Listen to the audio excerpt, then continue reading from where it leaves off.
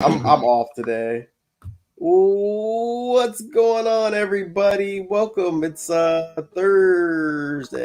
Thursday. I am all messed up. I'll tell y'all. I didn't go to bed till like 2 o'clock last night. I got trapped. I went to Club Shay Shay. If you haven't been to Club Shay Shay, check it out, because it's a banging club. Your mic is all jacked up, Justin. You got to get closer to the mic. What do you mean it's all jacked up? What is going on? They were saying my mic. Jacked up. We can't hear you because your mic is too far away and you're leaning back talking to us like this. My mic is at the same point where it's always been. I haven't can hear you anything. Now that you're closer to the mic. What I'm saying, bro, I'm not any closer to the mic than I was before. I don't. Right. I don't know what you want me to tell you. I'm just telling you that your mic is going in and out. I'm only alerting you that we can barely. Well, if my mic is going in and out, then it's a my mic thing, not how close I am to my mic, because I'm the same point I was before. The minute you get closer, I could hear you just fine. When you were far away, I couldn't hear you. Bro, whether I'm not much further. I think it's because I started messing with the mic that it probably clicked back on. That's all I'm saying. But anyway, good morning, everybody. Welcome to the Trader Shop. The market got some new news today, and NQ sold off and ES went nowhere as per usual with NQ and ES. I don't know what it's been with ES lately, but the news hasn't been affecting ES as much as it's been affecting NQ. But anyway, ES has the banks, I think. I think it's maybe because ES has the banks and the news is bullish for the banks. Yeah, that could definitely be it. But anyway, let's opposite of what happened on the way up. True. But let's get into this pre-market plan real fast. Without further ado, I'll go ahead and jump into ES, and then Hops can take care of NQ. So one thing I wanted to note, because I went back and looked at the past few days. I think I went back and I looked at Tuesday. Well, we've been Tuesday and Wednesday. So I went back and looked, and if you remember on Friday, we made a brand new low. And then I took that long on Tuesday, and we found that level like right after I got into the long. I was looking for levels where we could possibly reject, and I was like, both of us saw the previous day low, and I was like, dang, this might actually cause some turbulence at the previous day low. And I was like, okay, well, if we can't get above the previous day low, then I'm probably going to get out, and that's exactly what happened.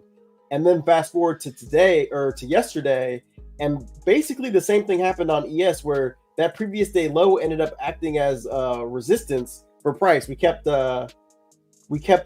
bouncing, bouncing down. We kept rejecting off of the previous day low, right? We ended up breaking.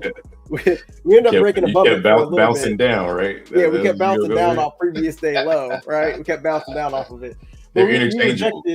Yeah, they're 100% interchangeable. Okay. But we ended up bouncing off of it a couple times, rejecting it, and we finally did break above it for the FOMC news, and then fell back below it again. So just a trend that I've noted. The same trend is kind of happening on NQ. It happened yesterday, but not the day before. So just something to note, that these low of days for previous low of day, whenever we open up below it, we've been going back to retest it at some point of the day, especially if we've been consolidatorial, right? So for today, I was looking at the ranges, and we're in between the range between yesterday's high and low. So that's something to note currently, but NQ is not. So also something to note. So my plan is kind of about to play out potentially, which I don't like, but if we can trap buyers down here at yesterday's low, I want to look to potentially long the market. I know it's lower quality, we're in a downtrend, but that's kind of my bullish thesis on the day. It looks like we're going to try to break it right now. But if everything holds true, then I do want to look for longs up here. Now, if we do end up coming up and I miss the long, then the previous low of day is an area where I could potentially look to short if sellers come up, just because this area had a lot of selling going on. And then we had a 15-minute supply zone, which I would look to short, which also kind of coincides with the previous low of day. Also, if we break below this level, then I would look for the retest of the low of day like we've been getting, and then a sell-off further. I do have a 5-minute demand zone below that, so I'll also be looking to take longs there. But right now, the selling pressure is just super strong, so it's kind of hard to want to fight the selling. We're already continuing in this little downtrend, even though we had the consolidation. We're coming down, so I'm really going to need to see some trap buyers or some buying happen before I want to become a buyer. But I'm not opposed to longing the market if the setup presents itself. So that's my plan on the day for ES. I think you mean you want to see some trap sellers, but you said trap sellers. My bad. You know, I'm dyslexic, so yeah. First of all, good morning, everybody. Welcome to the Trader Shop. Please make sure you tip the barbers, aka hit the like and subscribe button. Turn the notification bells on so you get notified every time we go live. I apologize for this weird collar around my neck. I got some muscle tightness in my neck that's been going on for a while. I got a massage set up and a chiropractic appointment set up pretty soon. Wifey's taking care of a lot of that, so shout out to her. But that being said, the show must go on, and I am here for it. So, what am I looking at on the macro view on the infamous NQ, right? The one that everybody wants to trade. Well, it definitely looks very much more bearish than ES does, and I like the movements on NQ as of late. And due to the fact that I'm sizing down, I don't care which instrument I trade, but just looking at how hard it was for ES to sell off this morning after NQ sold off almost 100 and something points. I think ES sold off like 8 or 10 or something like that. Just looking at that, that's not something I want to trade. Like, and when ES starts to get going, maybe I'll go back over to it. But I'm gonna be primarily looking to trade NQ today, just because I like the movements better. So my macro is more sellouts in the overnight session leads me to believe bears have full control. Now that we are below the daily change of character, and that sits at 621. So I was already bearish, but once we broke this daily chalk right here, you can see we had structure right here. And once we broke below 621, to me, that was ball game, right? So at least for a while, like overall, we are in an uptrend. Don't get it twisted. But intermediately, this is a very nice pullback, or should I say retracement. So now, I'm just like Justin, right? This selling has already happened. So I'm not really trying to fall in love with shorting this particular selling, at least not at these lows. I would much rather us come to a level where the market finds buyers and then pop back up to eventually either long the market up with it, knowing that it's going to be a choppy move to the top, or just wait till it gets to the top and then short the market back down from there. I'm not interested in touching shorts as we're already falling, right? Like if I wanted to touch shorts, I should have been up at 5 o'clock in the morning. So that being said, areas in which I'm looking for the market to find buyers, right? If you can look at this uptrend structurally, we broke above this low right here, right? We broke above this high, and we haven't been back to retest it yet. And it looks like that's exactly what the market's trying to do right now, at least on NQ. And that level sits at about 416. So right at 416, I go over to my right and I see that there's a 1 hour demand zone at 16,399. So guess what? That's one of the first areas I'm looking for to long this market. So let's drop down and get a little closer to my pre-market plan. So my original plan was to look for buyers inside of 1 hour demand at 16,50325 through 16,46550. And we can look to target longs into 1 hour supply right here at 1655, 150 through 580. Now, you can see the market's bleeding through this demand zone. I was like, well, dang, it bled through this demand zone, but it popped back up really quickly. I shouldn't say pop back up. It's finding resistance. It's finding it hard to break below this level. So I was like, well, let me look to the left. I was driving, right? And I was like, let me look to the left and see what's stopping it. And lo and behold, I marked the swing low as the demand zone, but right below it, there was another swing low put in. If you remember, this is when the market was getting very bullish. So it was like pick and choose your demand zones, right? So there's another demand zone right here that we're stopped at. So while I'm on stream, I'm just going to delete this one, right? I was going to do it before, but I wanted you guys to see the context, right? And I'm just going to put this here. I'm only going to go to the bottom of this wick, this previous wick here, because I just want to see if we hold inside of this. And then right after that, there's another demand zone at 16,399. Look, longs are very unpopular right now, but that's when you want to be looking to get long, right? You don't want to be looking to get long when everybody's rallying up to the upside, right? This is a counter trend trade, but it's at a key level. I do not look to fight trends unless we're at key levels.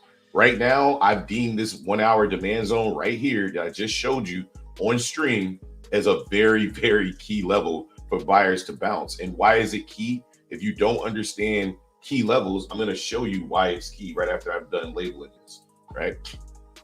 All right, so this is key because after we bounced here, we rallied, we based, and then we caused this reaction, right? This is like a 200-point move. This is an aggressive demand push. Therefore, this demand zone is extremely valid, and it would not shock me to see this market rally out of this area due to the fact that this is a key level. You can already see buyers are stepping in at this level. So if I could redo my market plan, I would actually say look for buyers at 46850 through roughly about 439, right? But again, I do my pre-market plan before I drop my kids off for school. They got to be at school by 7 or drop them off by 7:30.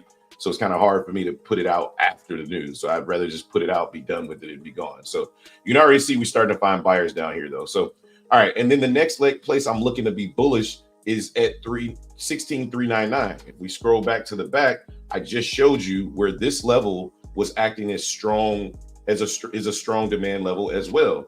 These leftover buyers from that aggressive demand push are going to be looking to fill their position. Whether they're looking to fill their positions so they can sell it when we go back up, it doesn't matter. These are areas that you should be looking at as areas to get long, even though we're in this aggressive downtrend. You do not eliminate the opposite party. You just specifically look for the opposite party to step in at key levels, because that liquidity that's coming down, that aggressive sell side pressure can actually act as a what's the word? Igniter for price back to the upside, right? So but me personally, I like to look for shorts while we're in a downtrend. Anyway, moving back on. So look for buyers to defend this 1 hour demand zone at 6399 through 633075. Now, as far as my bearish plan goes, you like, Hobbs, you super bearish, but where's the bearish plan? I got one. And the reason why is because we didn't create much supply. We literally just flushed straight down this morning, right? So the only supply, there's two. The first one sits at 1655150 through about 1658075. So if we can get a weak rally into this area, not only can we long into this rally, but we can actually short right back down. Now, if we go down to the 30-minute and the 15-minute, you can also see another area where we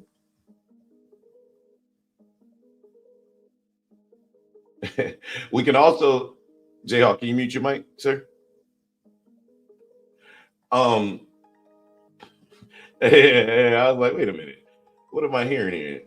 Sorry, guys. One of the Discord members had his mic unmuted. So another area we could look to get short from a 15-minute supplies standpoint. Again, these are really fickle because you never know if price is going to push right through them because they only were created in a 15-minute time frame. But it doesn't mean we don't mark them because price is so bearish. We may not even get back up to that big supply zone. So I'll be looking for areas to potentially get short just on quick pullbacks. What I'm hoping for is a very bullish open, right? Where we push all the way back up to my supply zone, and then I'm able to short the market back down from there. All right. And then that's kind of my plan on NQ, but I did want to talk about the stocks as well. Okay. So let me share this tab now. Oh, hey, what's up?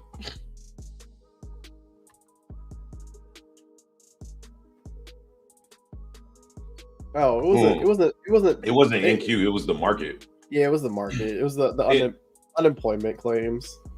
Non-farm unemployment claims are up by 40,000. So I don't know if that's good or bad, to be quite honest with you. I just know that the market's in sell mode, and any catalyst, good or bad, is going to push this market down right now. People are just taking profits, man. I mean, they've been buying since 11K, right, on NQ.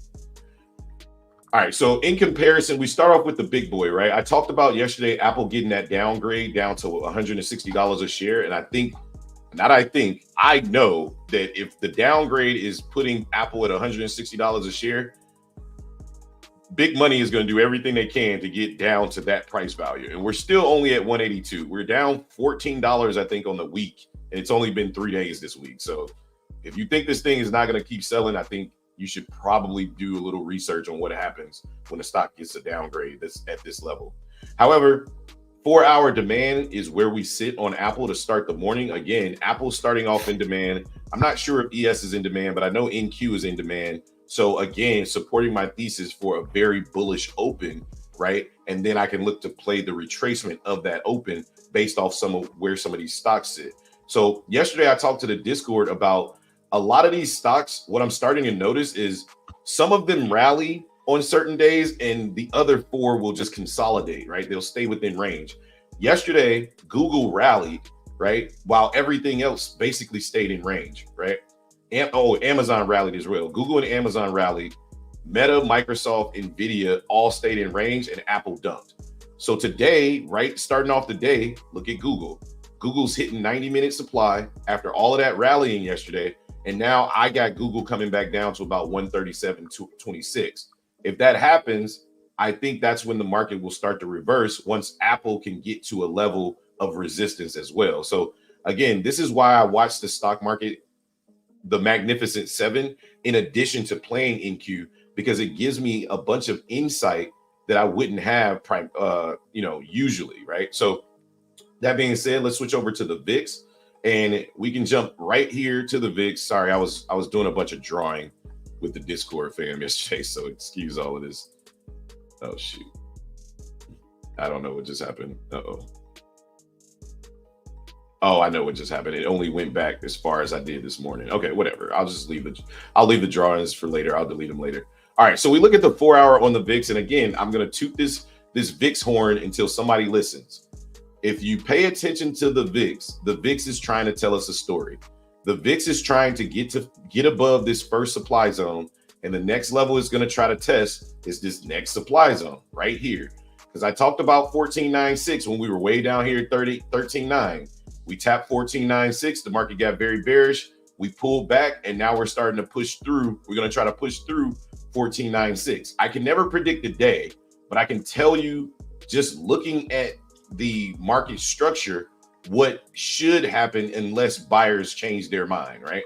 Or you know what I mean, or unless sellers get much more weaker. Nobody can predict who's going to buy and sell, but we can predict the track record that they're on. And right now, the track record of the VIX is we just tested a high, we pulled back, retested the low, validated the low. Now the next thing for us to do is sweep the high, right? So look for the VIX to push above 15 today. We can get into the 1513, 1520, 1549 level. This market is going to continue to come down. If the VIX starts to retrace and breaks through some of these lows, the market will go back up. It's just that simple. So make sure you're keeping an eye on the VIX today. So that's pretty much my breakdown on NQ, the VIX, the stocks, everything. Like I said, for me, looking for a bullish open, hoping for a bullish open so I can look for areas to take the market short. So thank you guys for listening. Thank you guys for showing up, and thank you for your support. I appreciate you guys. All right. So Hustle for Life says good morning. Good morning, Hustle for Life. Ulysses Silvera says good day. Good day. Are you from Australia? Good day, mate. Yeah, that's V. Oh, it's V? Oh, I know that V. Micaiah says morning. Good morning. Himal Rawat says good morning, buddy. Good morning, buddy. Valdez says good morning. Good morning, Valdez. Jay George says morning, fellas. Morning, Jay George. Micaiah says unemployment was lower, which means people will keep spending. It's bad. They want to stop people from spending. They definitely do. But okay. We just had Christmas, so just that. Yeah. People ain't stopping. Thanks. And then Brian O'Donnell says good morning and happy New Year, gentlemen. Good morning, Brian, and happy New Year to you too. So we're about 10 minutes away from market open. Really not much more for us to do, but wait, chill out. On a different topic while we wait for this market to open. If y'all haven't, it's like 2 hours and like 45 minutes long, but Shannon Sharp did a crazy interview with Cat Williams. It was nuts. After I got done looking at some charts yesterday, that's pretty much all I watched was Cat Williams interviewing or getting interviewed. It's pretty nutty, to be honest with you, what he had to say. So y'all should definitely check that out. Shannon Sharp did a really good job interviewing him. What's up, Richard Owens? But yeah, let me go ahead and put out a poll for the market because we didn't do that yesterday or the day before. Then I forgot. But let's put out a poll. Pretty much under the weather. That too. All over the place right now, so I don't blame you. But let's put out a poll and see if you guys are bullish or bearish on the day. I don't. It's a little tough for me on ES just because we're opening up within the range. Yeah, ES is tight. It's in a tight range. Yeah, it is, and NQ is already kind of broken out of its range. So, well, the other thing is on ES, if ES breaks below its range, if it breaks below that chalk on the daily, it's got a lot of room to drop. Like it doesn't. We didn't come up as structurally on ES as we did on NQ. We came straight up on ES. I don't know. Is December 13th maybe like is that a CPI day or something?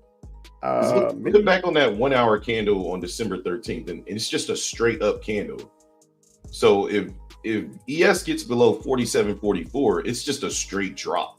And I think that's why they're trying to defend this pretty aggressively. Like we're gonna drop right down to 47.08. So it would make sense for them to kind of defend this area pretty aggressively here. You see that on December 13th? Yeah. Yeah, there was a lot of volume. Yeah, I mean, it happened. But in comparison, like almost Q. So yeah, but in FOMC.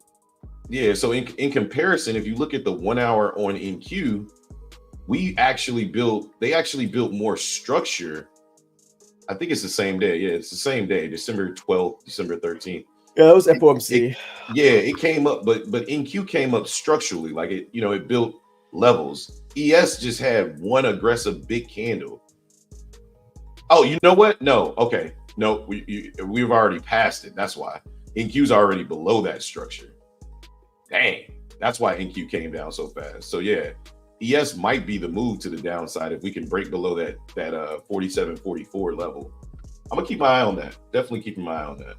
But yeah, I saw that interview as well, man. That jump was crazy. Well, I actually haven't watched the whole interview yet because I was just in so much pain that I was just taking drugs to try to get to sleep, to be honest. But I did watch like a 30-minute clip, and I was like, wow, like he exposing fools. Yeah, so. Yeah, I was on TikTok. They had like 1 minute snippets of like stuff, and I was just consuming that like crazy. It was insane. I bet. The stuff he was saying. And I just feel like he's right with like Kevin Hart. Like Kevin Hart don't touch nothing that's controversial, bro. Like, and I'm not saying that's a bad thing. I'm just saying it's interesting, because he basically saying Kevin Hart, they made Kevin Hart. Like, yeah, he called him an industry plant. Yeah, they basically call him a plant. So I was like, it's interesting. I don't know. This is really interesting. Hustle for Life said, yeah, I seen that. And then Yuli says, bullish, bearish, where? I put a poll on the YouTube channel. So you could just vote in the poll. Right now it's four votes. So all 16 of you are exercising your right that was given to you by YouTube, but whatever, but so whatever, 5 votes now. So we got 80% of you are bearish and 20% are bullish. So yeah, I guess the question is, bullish or bearish when? Are we talking about the whole day, or are we talking about it open? Just open? I said on the day. Are you bullish or bearish on the day? I'm 100% bearish on the day. 100% bearish on the day. And here comes ES about to break that chalk right now, trying to break below the previous day low. I think it's probably a safer move to trade ES, just because ES is already in. NQ is already in demand, while ES is just kind of sitting there. And if it breaks below this level, this thing's gonna flush. Let me switch my tape over to ES here. I want to see what they got beneath them.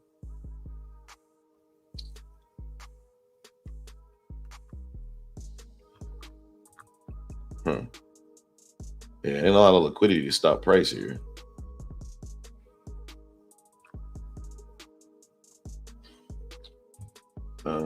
If I want to trade ES, I gotta trade 9 contracts, I think. 3, 6, 9. Yeah, that's 3 for each one. Yep. Okay. And then Are you sorry guys, setting up my trader bait here. You're mirroring your accounts today? Yeah, so what I figured I would do is I would mirror all of them, and then in the after hours when I'm ready to size up on the other 2, I'll trade them with a little bit of a cushion, or if I'm at a loss on the day, then I just won't trade. You mean after we get off stream? Yeah, after we get off the stream. Sorry. She called it the after. I was like, "Dang, you trade after hours? Okay, Nah, you ain't traded ES in the after hours. This thing moves. I mean, it had some movement. But nah. I focus. Oh my gosh! See, I knew that was about to happen. I should have took the short. I knew that was about to happen. I literally was looking at it. I was like, this thing's about to fall. That was a nice little sweep we got right there. Yeah, I knew. I had a good idea. That's okay. I'll catch it on the way back up if we come back up. Ulysses says I would long NQ above 16,480 to take profit at 16,560. That's it's about 40 points up. I don't know. We're rejecting some key levels here on ES and NQ for me. So yeah, I would look for longs more so at the bottom of the move as opposed to the top of the move. I feel like if you wait for price to get all the way at 1680, it's probably going to retrace just because we're in such an aggressive downtrend. Like I would more so look to long it when we come to 399 through about 330, because you want to buy low and sell high, right? Like that's the whole game, right? So if you're buying high and then looking for somebody to buy after you, it's just a riskier play in my opinion. What's up, Will Sal? Whale mindset. .eth. Buffalo. Yes, Buffalo. You Buffalo. You jump through tables too, or no? Are we jumping through flaming tables together, or nah? Let me know. Tables together. What is happening in Buffalo? You didn't see the video, bruh. They was tailgating in Buffalo for the game. They set a table on fire, and they jumped and broke the table. The dude caught on fire. I swear he was on fire for a good 30 seconds. He would not stop, drop, and roll or nothing. I'm like, bro, he about to die. Bro, get up. What is going on? You guys use futures prop firms? Yes, we do use futures prop firms. Will Mindset said, I live here. Let's go. Yeah, my dad is from Buffalo. I'm from Albany, New York. I was not born in Buffalo, but my dad was born and raised in Buffalo. So I got a lot of family that lives in Buffalo. What other news do we have? I think we got news at we got unemployment. Oh, that already happened. There's a PMI at 945. That's the only real other news we have. It's yellow. Crude oil is going to be important, I think. At 10. It hasn't.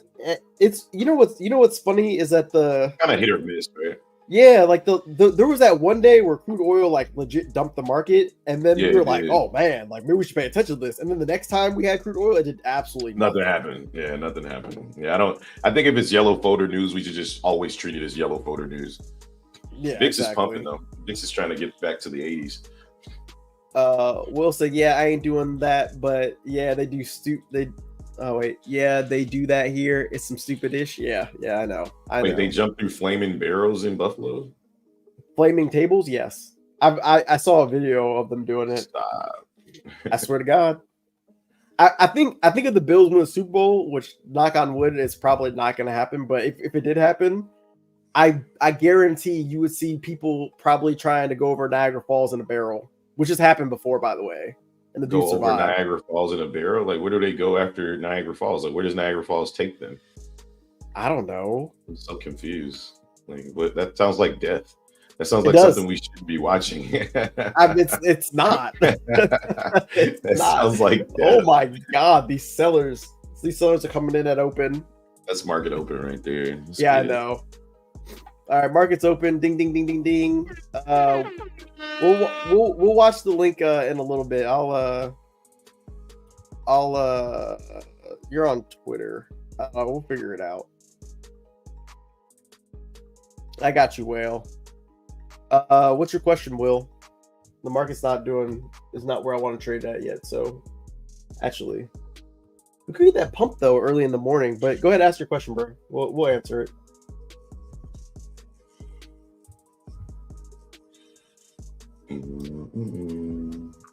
Huh? This is almost kind of what I wanted to see, where we break below the low, and then we kind of trap these traders who think that we're going to go short, and we rip them out. But I wanted to see the opposite. I wanted to see a bullish open, which it looks like we're getting, and I want to see us push into one of these levels. On NQ, I'm looking at 495 for shorts. And I'm watching 485 through roughly about 517 for shorts first. If we get super bullish and we just push all the way up, I'm watching the previous day low, 521. So 521 up to about 534, and then I'm watching 551.50. I don't think we get above. I don't think we get above 580 today at all. So if we do, then I'll look for pullbacks to go long, but.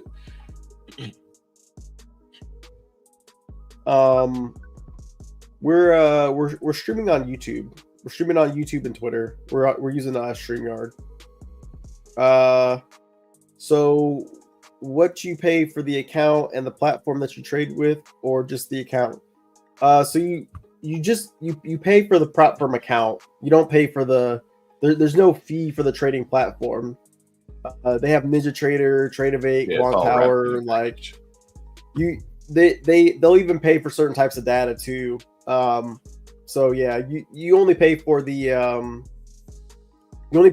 actual prop firm account for whatever account type you're getting, whether it's like a 50K, 100K, 150K, 300K, whatever. It's just a monthly fee. Looks like we're opening up really bullish this morning. Looks like we kind of got what I wanted, but we just got it like right at open. So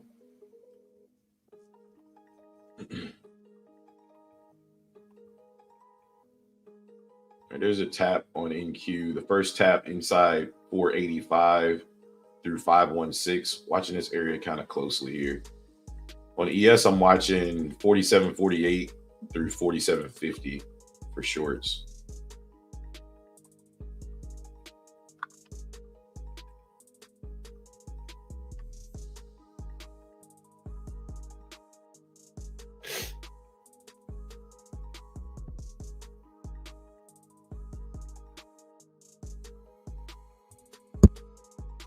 There's a first tap. Not a lot of trap buyers up here, so just a lot of selling up here. Just watching the delta here. There also wasn't a lot of trap sellers down below. There's really nothing indicating that we're gonna push up like super aggressively higher, but we'll see.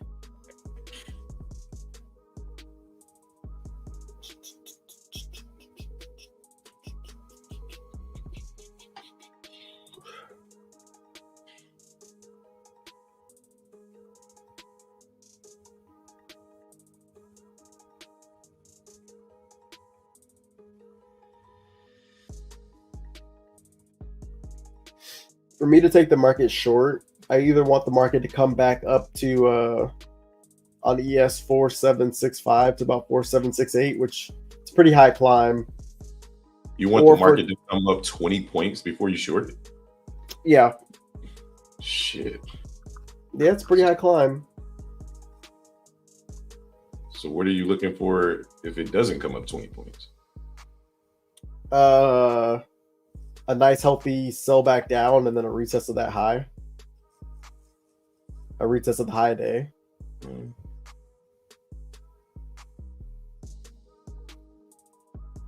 Will Sal says every month you pay the amount you paid the first time. Yeah. For the most part, most of them lock you in. So if you got a deal like on Apex, if it's 80% off, a lot of times they'll be like, okay, it's at 80% off. So I think I paid like $30 for a 50K account. So every month it's $30. Yeah, I don't like Forex prop firms. I think they're from a pricing standpoint, I think they cost too much. for what you get, and they're a lot harder to pass. You have to make a lot more money, in my opinion. I don't even think that's an opinion. I actually think that's kind of a fact, but whatever, it's fine. I'll say my opinion. My keyboard came in yesterday. It's pretty cool. Oh, nice. Does it light up? My son set it up, and my soft light came in, so the light's not super aggressive. I got it kind of covered up now, so I'm looking like an actual YouTuber over here. Man, this wick over here at what level did you say you looking for shorts? Oh, on ES? Yes. 47.65.50.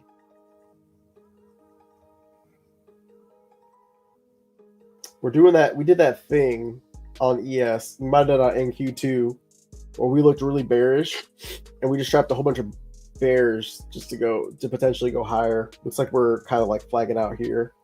Why are you looking for 47.65.50? Based on what? I'm just that was Tuesday's low. And okay. It's not based on supply and demand, just resistance. Yeah. Okay. That's what I was looking for. I was like, what?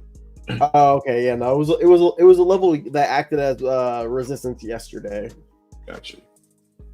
I'm tracking now. Good morning, Twice. Makai says, unless you pass the account, you can buy a lifetime with the PA. Yeah. You keep what you make. That's the difference. There's still a profit split though. It's the same thing. That's the whole point of the prop firm. So like, I mean, there's still a profit split. I think generally the prop firms and futures profit splits are also normally a little bit better as well. Like Apex is a 90-10 profit split. So like obviously they make more money off the evals than they do splitting the profits with you, but yeah, the profit splits on futures are also normally better as well. Well, Apex doesn't do a profit split. Yes, they do a 90-10 profit split. No, they don't. What do you mean no they don't? I mean you keep They the first 100 Apex? They do a profit split, but you keep the first like 12,000 or something like that. After that, they do split your profits. Yeah, it's 90-10. Oh, like after the first 90 days. So the first 90 days you can take whatever you want, and then yeah, after that it's 90-10. My bad.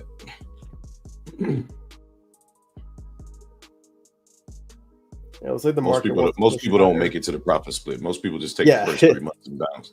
Yeah, most people don't make it to the profit split.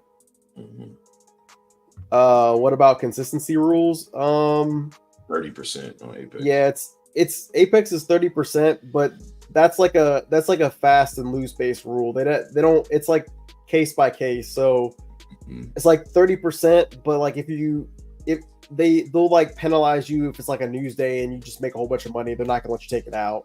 So they have the rule, but it's more discretionary than anything else.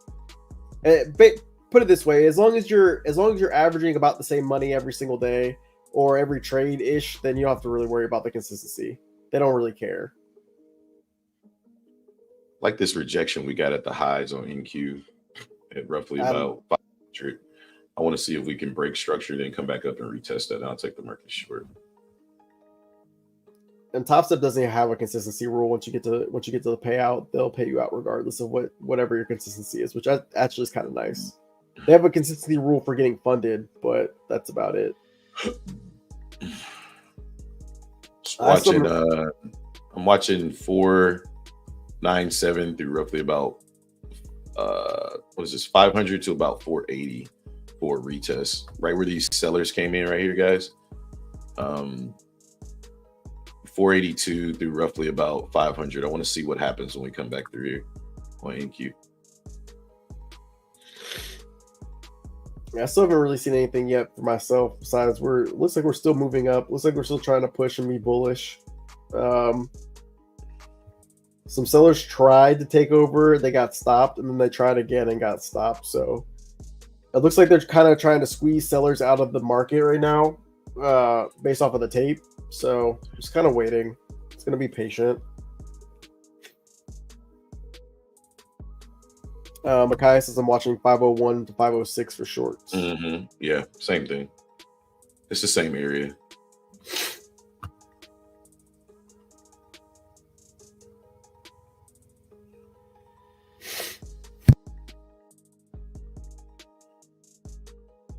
There's the push down. Yeah, we're getting some strong selling coming in now. There's the push down. I want to see if it holds and come back up and retest.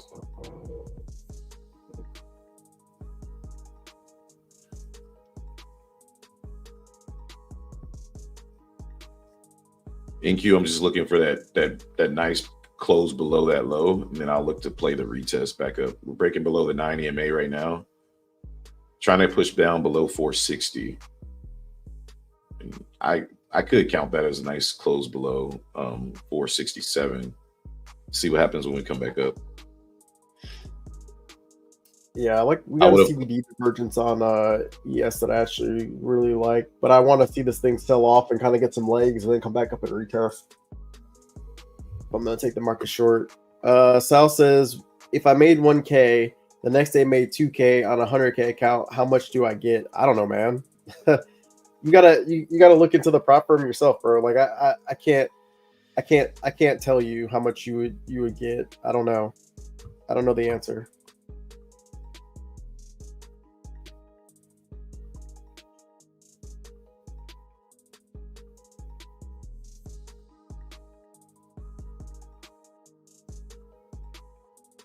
All right, here comes the third or fourth test of this area.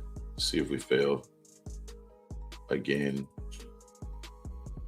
not seeing a lot of trap buyers up in the 490s, 500 level, which is where I want to trade. I like to see a lot of buying come in at those highs, so we can trap more buyers, and I'd be very interested. I do like the interest from the bears up here, though.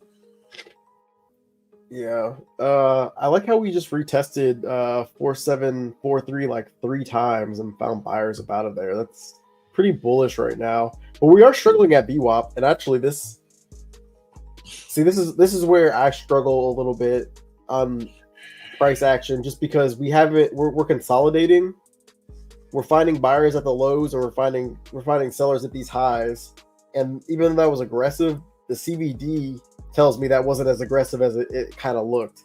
So yeah, this is tough. This is a wait and see moment for me.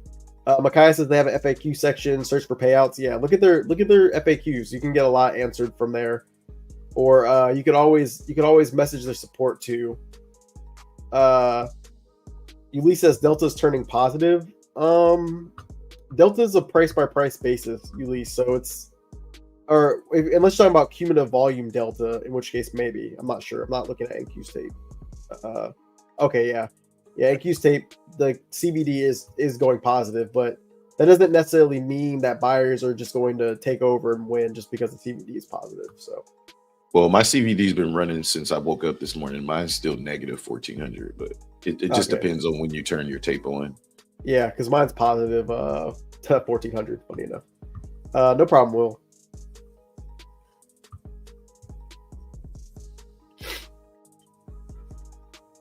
Yeah, see, I want to get a nice retest of these highs. We got a nice head and shoulders on the 5-minute on NQ.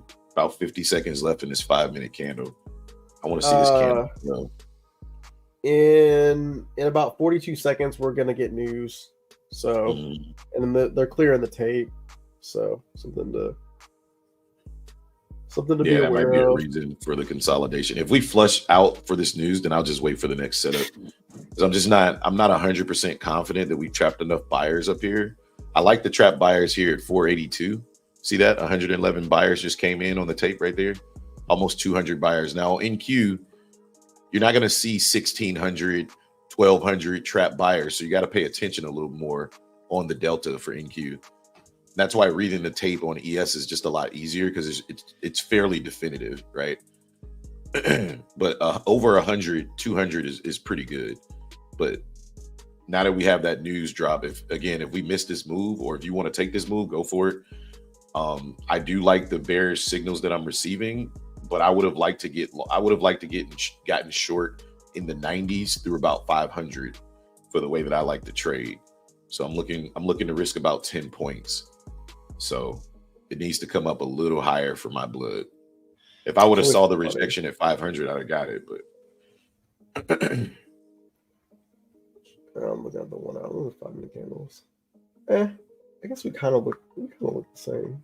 We look bullish. I mean, it's just a matter of we look bullish, but we need to break above 510 for me to be even interested in the bullish case here. I'm kind of like, do I take the long? Do I take the short? Like, nah, I'll just wait. If I'm indecisive like that, then I'll just wait it out. Is that the news already? Nothing happened? Yeah. News was a nothing burger. He said, yeah, nothing. Just looks like we're building structure to go lower, in my opinion. And again, right at 4082, again, you see these buyers stepping in right here, but they're not getting rewarded, right? Like, so if you guys are watching my tape in Discord, take a look at the delta, just like we talked about yesterday. Take a look at the delta at 482.50. Notice how the delta is increasing, but these buyers aren't getting rewarded, right? It's not to say that they won't get rewarded. It's just something to pay attention to, right? At first, they weren't getting rewarded up in the 500s. Look at 500. Look at how many trap buyers are at 500, almost 115, right? And that's where I want price to come back up to. I want to get one more sweep so I can take it short, but it doesn't look like we'll get it. And for me, if I don't get it, then I'll just pass on the trade and wait for the next setup. I would not tell you to take a trade or don't take a trade. I'll just tell you what is going on and you be the judge for your own risk to reward, right? So for me, this is past my risk to reward. So it's a trade that I won't be taking. It's more of a trade that I'll wait to see if we break more structure, and I'll look to trade back at this level later on in the day. I know from experience, if I don't take these trades, it is a missed opportunity. However, it just means that I have to be a lot more patient for the next setup, because it's going to take price some time to push down, right? And then come back up. So you just got to know that if you're passing on this trade, you got to be patient and you got to be okay with missing the move, or you can just jump in based off the information that we just talked about, right? And again, we found these trap buyers at 500, right? 500 level trap buyers. Look at 487, more trap buyers. 482, more trap buyers, right? 470, more trap buyers. 467, more trap buyers, right? So as long as we keep trapping more buyers on NQ, it's a good risk or a good gamble, or wherever you want to look at it, to think that sellers may take over here. And that's only if those buyers start to capitulate and start to sell out of their positions. So me personally, I don't like how choppy and up and down it's going. So I need to get a higher entry for the way that I like to trade. So I need to get in the 90s or the 500s. If we don't come back up to that level, then I'll just pass on the trade. That just means that for my blood, I was a little too late to the trade. So just to explain to you guys kind of what I'm thinking about here. And there's the break below. We're trying to break below the 43 level. And here comes the breakdown here. And you want to see that tape rapidly speed up. And that's an indication that these buyers are now in trouble, right? All of these buyers that were sitting up here, they're going to try to fight really aggressively to push price back up. So we'll see what happens, because it's kind of interesting, because to the bullish thesis, right where price keeps stopping, these are where the strong buyers came in. So we got to get the buyers underwater at 43 in order for price to continue going lower. Otherwise, these buyers are going to try to push price back up. So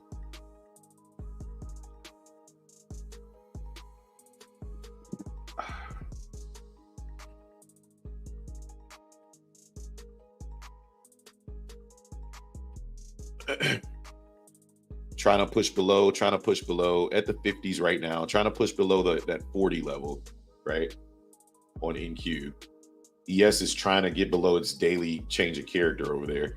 It's having the same issue. It's in between, and this is what Justin's talking about, where you're in between that 5-minute demand area that you want to trade back to the upside, and you're in between that 5-minute supply area at the top that you might want to trade to the downside. The way I look at that is you're basically just in between a range, right? So if you're looking to get out 4.3, 57, or wherever you see price stop is a good level to go ahead and exit your trade, right? Because you know that that's a level that buyers are trying to defend, right? And then same thing on ES, we're getting that bounce. We're looking real bullish now. So now the opposite is happening, right? Look at the trap sellers at 60, right? Look at the trap sellers at 462, right? So this is how consolidation is created, right? If you understand what's happening, you'll understand why ranges exist, right? It's because of the supply and demand in between the range. And the only question now, which is why I'm glad I'm not entering this trade just yet, is the only question now is who's going to win this battle at the lows, right? The buyers could win and the sellers could win. The sellers could win because we're in an overall downtrend. The buyers can win because we're in a level where buyers should be looking to step in. But again, the buying is weak, in my opinion, and the selling pressure is way more aggressive. So we'll see. Scalping in this range, so I'm quiet. Yeah, I think it's a good area to scalp, in my opinion, Micaiah. I'm just not a scalper, so it's not my cup of tea. Yeah, this is definitely a scalp. That's why I haven't taken any trade. You could scalp the high, scalp the low. I'm waiting. Yep. I'm waiting for like some type of breakout or something to happen. Exactly. And now here comes the push from the buyers. They just trapped a ton of sellers down here at these lows, right? 462, 460, just like we just talked about. They just trapped a bunch of sellers at these lows, and now they're trying to get them to close out of their position, right? But remember, the buyers that are trapped and looking for savior, which is probably the same buyers that are buying down here, they're trapped at 487 through about 500. So for me, now I'm getting on my sticks because I want to see how we react at these levels up here. This is back toward the high right here.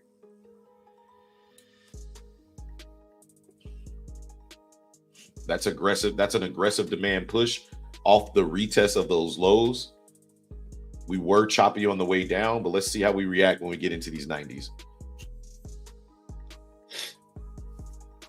There's the push into the 90s right there. That's the tap of the 90s. Immediate rejection. But rapid recovery here. So let's see. Going down to about the 15-second chart, looking for an entry here at these highs here.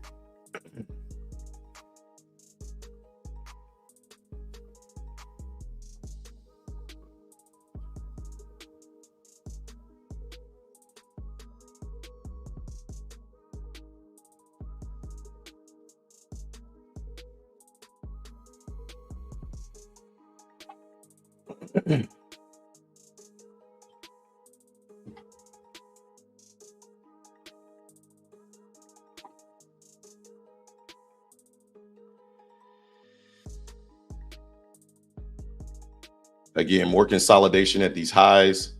Just waiting to see if we're gonna sweep the high and then potentially take the market short at these highs. We'll see what happens.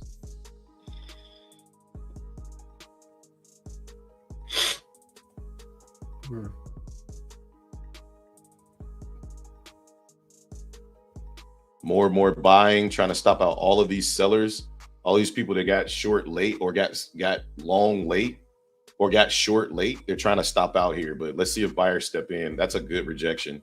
It's a really good rejection right there. All right, I'm short 81, risking 91.25.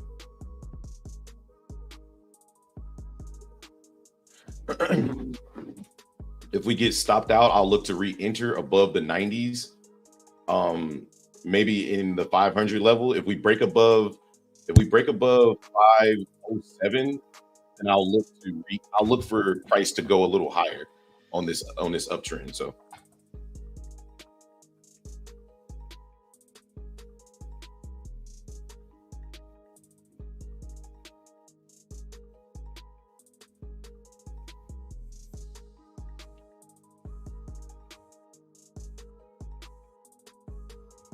more and more buying coming in, so we definitely might get stopped out here. we just missed stopping me out by a tick there. So let's see if buyers want to stop me out or they want to continue to push down. So we'll see.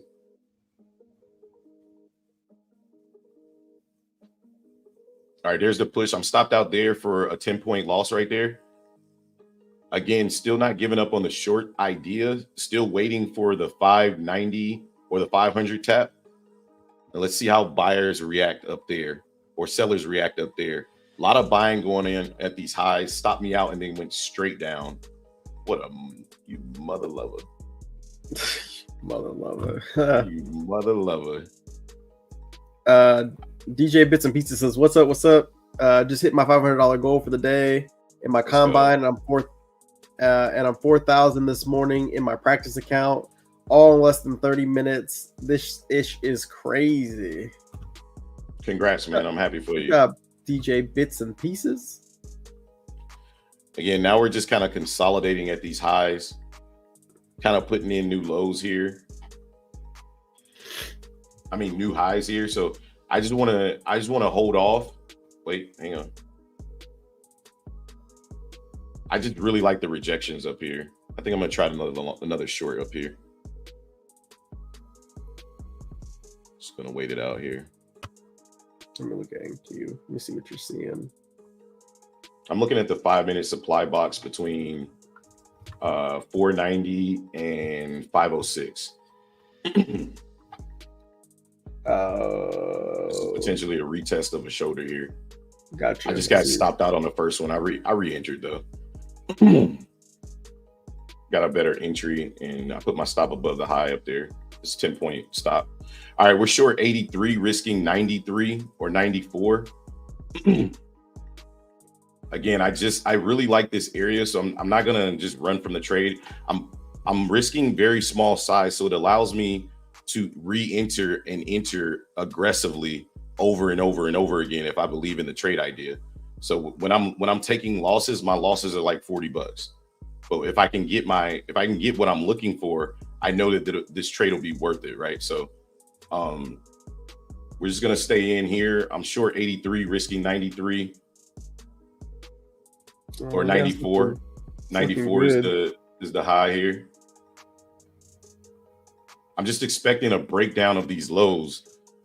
And you see the tape kind of speeding up a little bit, right? So when we hit that 482, those trap buyers again are getting met with more selling pressure.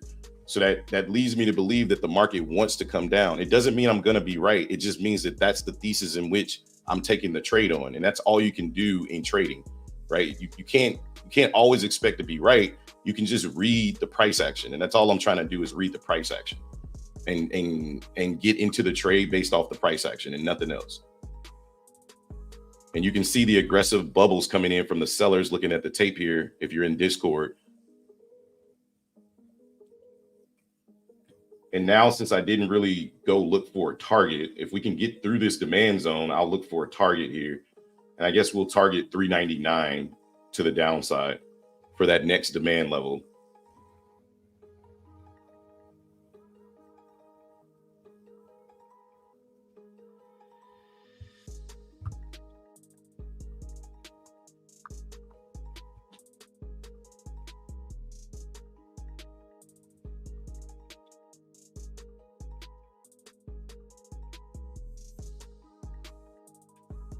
Again, trying to push through this level. We got that first tap of that demand down there. We got our first taste of it. We push back up. We put in a lower high, and now we're coming back down to try to finish off that demand. And if we get that drop below demand, I think we'll push right into my profit target of 399.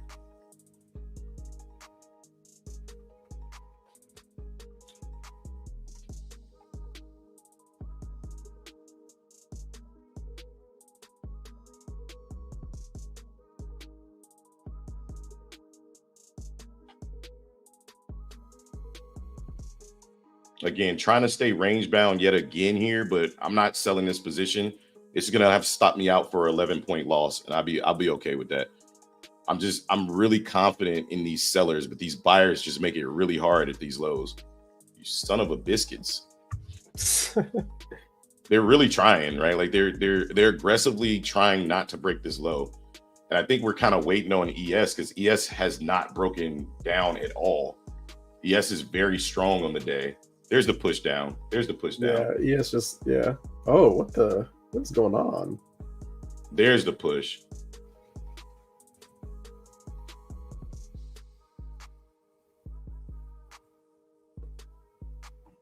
ES tape just sped up really quickly. To the down or to the upside? To the upside. A lot of buyers are starting to come in. And we Yeah, haven't really moved. We're at NQ's low right here. Like this is the low of day 43. So we're trying to break low of day here. Again, oh my goodness. These buyers are looking very, very, very aggressive here.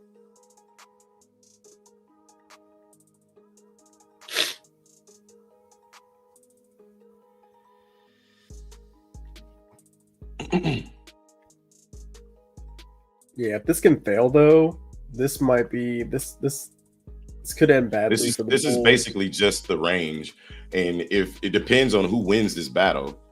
I was confident in the shorts. I'm feeling a lot less confident with all of this buying coming in right here. Yeah, so we're gonna take it out for break even right there. I think that's break even. Hold on, I'm trying to get back to break even. All right, we took a little bit of a $9 loss. That buying was just way too strong for my blood. And we took about a $9 loss. We were up about 30-40 points, but again, I was looking for the much bigger move.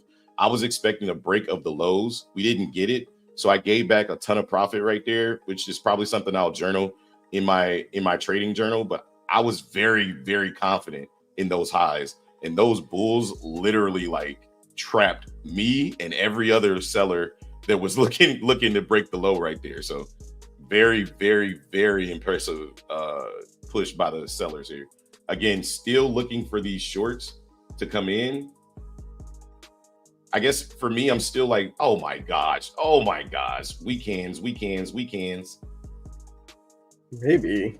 Oh, this is tough. This is tough. This is really tough. This is a tough trade because I probably should have taken the profit at the lows, right? If I'm looking back on the trade, maybe I should have took the profit at the lows, but I had confidence that we would break the low. But the way we came back up was so egregious that it scared me out of my position, right? And that happens, right? So that was not what I wanted to see from the bulls right there. That was the opposite of what I wanted to see. That was aggressive. And now it basically stopped me out of my position. And now I'm trying to look to re-enter, but now I'm going to have to re-enter at a much lower price, which I really didn't want to. I don't want to give up on the trade idea because I think I'm 100% correct. It's just these bulls, they're so aggressive right now at these lows. And I think it's got a lot to do with ES pumping like crazy out of nowhere. Let's see what happened on the stock market here. Will say congrats. ES trying to hold daily change of character. Yeah. Yeah, it is. And that's what kind of messed me up is ES. You can see on the screen when ES tried to break its previous day low, it swept the liquidity and then pushed back up. So it knocked me out of my position, you know what I mean, for a small loss.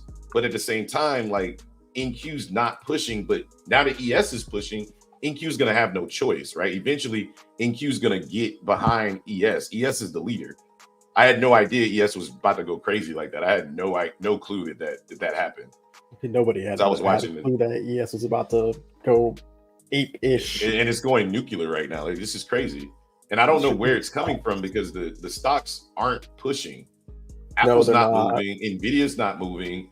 Right? Like Meta's not moving. Nothing's moving in the market except for maybe Microsoft. But it's not moving at the aggressive pace that ES is pushing right now. So it's very, very strange that happened. The dollar's dumping. It makes me think that there's news, like maybe like some weird news that just came across the market or something. That's very, very strange that we got that pump. Like I didn't see that coming at all, to be quite honest. ES just ran 10 points out of nowhere. I'm sorry. 16 points. All right. Okay, market. You win. Okay. All right. That's 2 losses on the day for me. Back-to-back losses. That was impressive. That was impressive. I did not see that coming, guys. I did not. Like, not at all. Like I said, hindsight being 2020, which is always hindsight. You could take those profits at those lows, but that wasn't my profit target, right? So once I saw how aggressive price was coming on, I was rapidly trying to bring my stop down, right? To at least get out for break even, but it was too late. So I just exited the trade. Again, 2 losses on the day. But again, this is why I'm trading smaller size, because I want to get more confident with my moves. That was a good move. That was, I think I was up about 100, 140 bucks on my 2 micros, which was good. But again, I saw price differently. I saw us breaking the low and then coming down to the next demand zone. Price disagreed. I lost on the trade. And that's all you can do, ladies and gentlemen. That's all you can do. Could I have taken the profits for 40 points? Absolutely. Absolutely.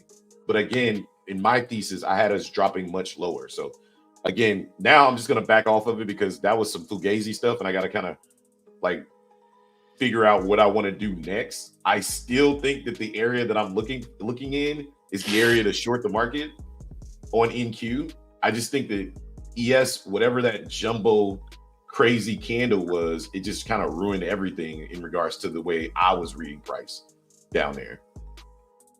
What a sweep of those lows, man. That was beautiful. That was awesome. Yeah, I'm looking at potentially shorting the market here. There's resistance overnight that we had. This was kind of like, this was a tough resistance spot on ES. So maybe trying to short the market here if I get a nice read on it. Unless we want to continue being bullish, in which case then that's fine too. But yeah, exactly. We just rejected that area pretty aggressively after coming and buying up here very aggressively. Some sellers stepped in, so I just want to see what happens.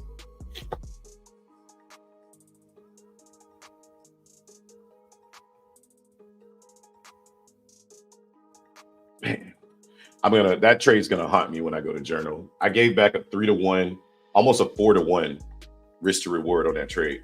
That one's gonna haunt me. That one's definitely gonna haunt me. That was really bad management of my trade right there. That's a 1-star trade in my book. You should never give back a 3-to-1, 4-to-1 risk to reward when you have it in the book and when you have it in the bag. Good morning, Bone Scruffy. How you doing? So, but again, in my defense, price came back up in like literally 3 minutes. So it was like, do I hold? But I should have been trailing my stop, right?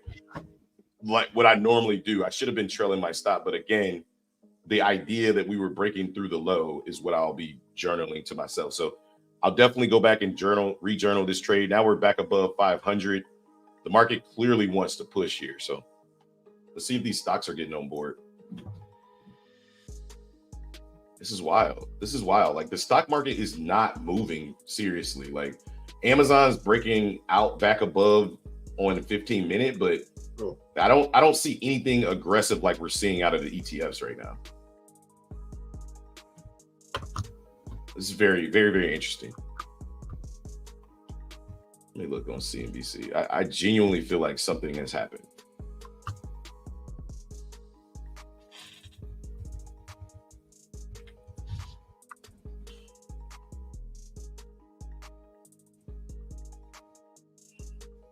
That's the other thing about like about playing smaller size is I have to mentally get myself in the timestamp of get the 3-to-1 and get out, right? Because if I put on larger size and I watch the P&L, if I'm up $1,000, I'm more inclined to take the trade off, right? But watching the P&L with smaller size is like, nah, I want to get down a little lower, right? I want to hit those larger trades. So just think I'm definitely going to be journaling in my trade today. Is like, look, you're not in small size to try to get larger moves. You're in small size to practice getting 3-to-1 or the 4-to-1. Bone Scruffy says, only just joined here and trying to figure out what you're covering today. We're covering ES and NQ every single day, futures. And I just took 2 trades on NQ. I got stopped out of the first one for a loss. The second one, I was up about 40 points and I gave it all back. So very, very bad very, very good execution, very, very poor trade management on my part. It won't happen again. So 0 for 2 on the day for me. I think Justin's still flat unless he's in his longs. No, I didn't get long. I missed it. I honestly didn't have confidence in. Well, it's not that I didn't have confidence in the long. It was kind of hard to read for me. But looking back on it, it's always easy to see after the fact. It's like, damn, Well, yeah, you can see the result, right? Looking back on it, we put in an inverse head and shoulders pretty beautifully on NQ and ES, right? So the short that I took, I should have been looking to get out at that inverse head and shoulders print. But again, watching price on two different screens kind of screws me a little bit too. So because I didn't have that structure on my trader bait, I had it on my I had it on Trading View, the structure that you see on Trading View. I had it on Trading View, but I didn't have that structure on Trader Bait. Here's the push into the 500s. These sellers are so aggressive. Yeah, They're just getting gobbled up by bears, though. I mean, by bulls, though. Yeah. Other than the structure, I didn't really see any indication from the stocks that we were about to reverse like that. That was impressive. this is a pre-market high right here on ES. See if we break above it. See if we break above it.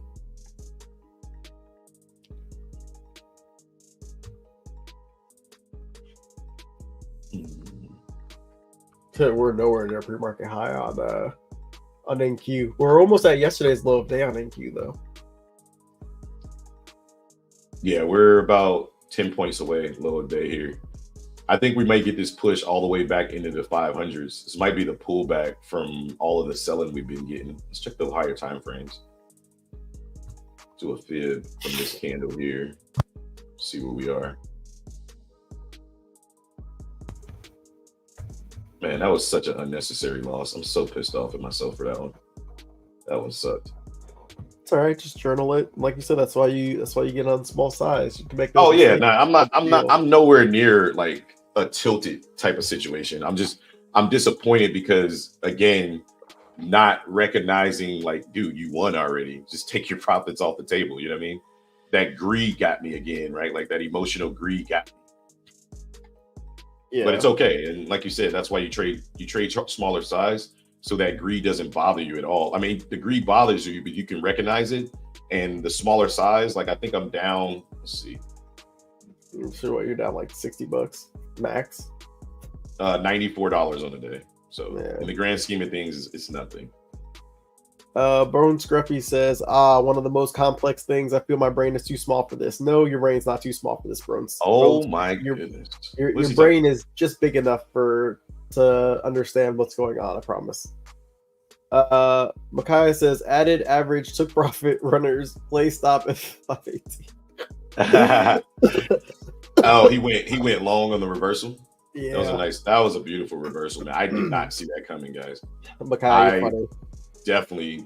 My money was definitely on the bears down there, but the consolidation was an accumulation and not a distribution. I should have known better too, because we were at the lows and in demand. Lulu B says Thursdays tend to be reversal days when the beginning of the week's price action has been going in one direction. Something I like that, take Lulu. note of. I like that, Lulu. I think we're definitely looking this.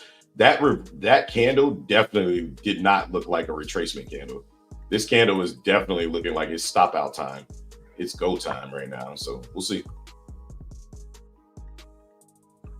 I'll definitely go back and back test that theory though. I'm curious about that.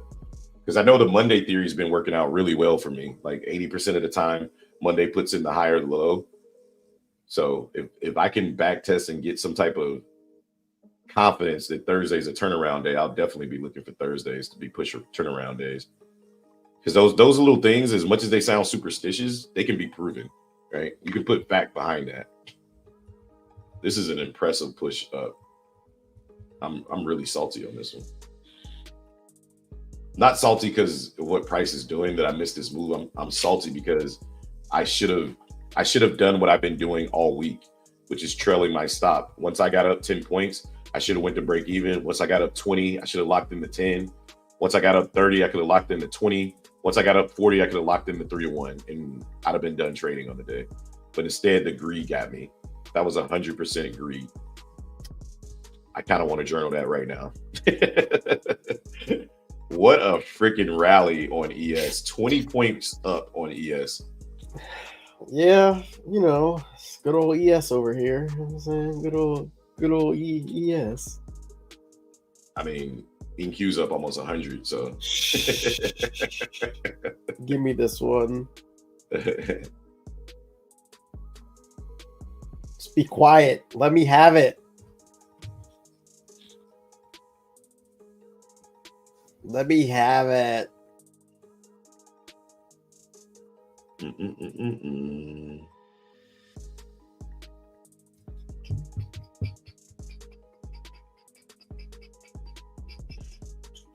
Yeah, so one of the rules that I have, guys, after taking 2 back-to-back losses like that, I just kind of chill, kind of let price kind of do its thing. And not because I can't trade, it's just I like to give myself kind of an emotional timeout to be like, all right, bro, you took 2 losses. They were really good trades, right? Like, I'm not upset with the trades at all. I'm upset with my trade management, which are 2 totally different things, right? Execution, entry, everything. I read the market perfectly. I executed perfectly. I accepted the loss. The only thing I did wrong was I managed the trade very poorly. Remember the daily time frame is bullish. Change of character levels on the daily should act as strong support. Yeah, and that's the thing. I was expecting. I 100% agree with you, Micaiah. But what I was anticipating. Again, NQ's already below daily change of character at 621.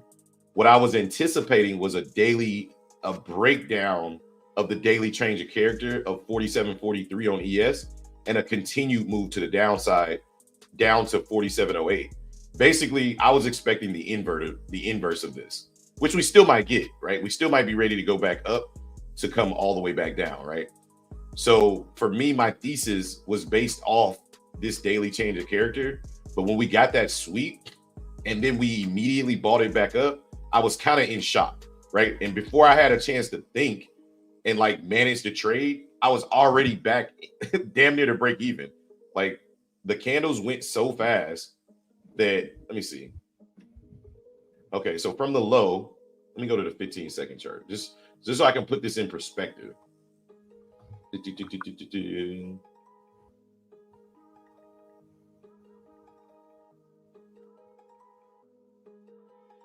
Okay, yeah, and I took a stupid upset trade too, and I lost another 10 points. That's why I'm down $94. But okay, so I was pissed. I was so pissed, Justin. I was like, tilt! But again, smaller size protects you from tilt, right? So. Yeah, exactly. I'm about to say that's the great thing about being tilt in your small size. You're like, yeah, oh tilted, my god, man. this thing is spending right now. That's a 100-point move on ES. I mean on NQ. All right, so what I was looking at, I was in at 83.50. I should have been out at 46. So from the time we hit 46, right? 15, 30, 45, 60. In 60 seconds, literally 4 15-second candles. In 4 15-second candles, we were already back to my break even. So that's how quickly price came back to me. So like I only had 45 seconds to really react. So once I gave back all the profit, I was kind of peed already. And then I took another like pissed off trade and then I stopped. I was like, okay, so I'm really 0 for 3 on the day if I'm being completely honest and transparent. Did you try to short the market again or did you try to I definitely tried to short it again and I lost 10 more points. I was just so frustrated, right?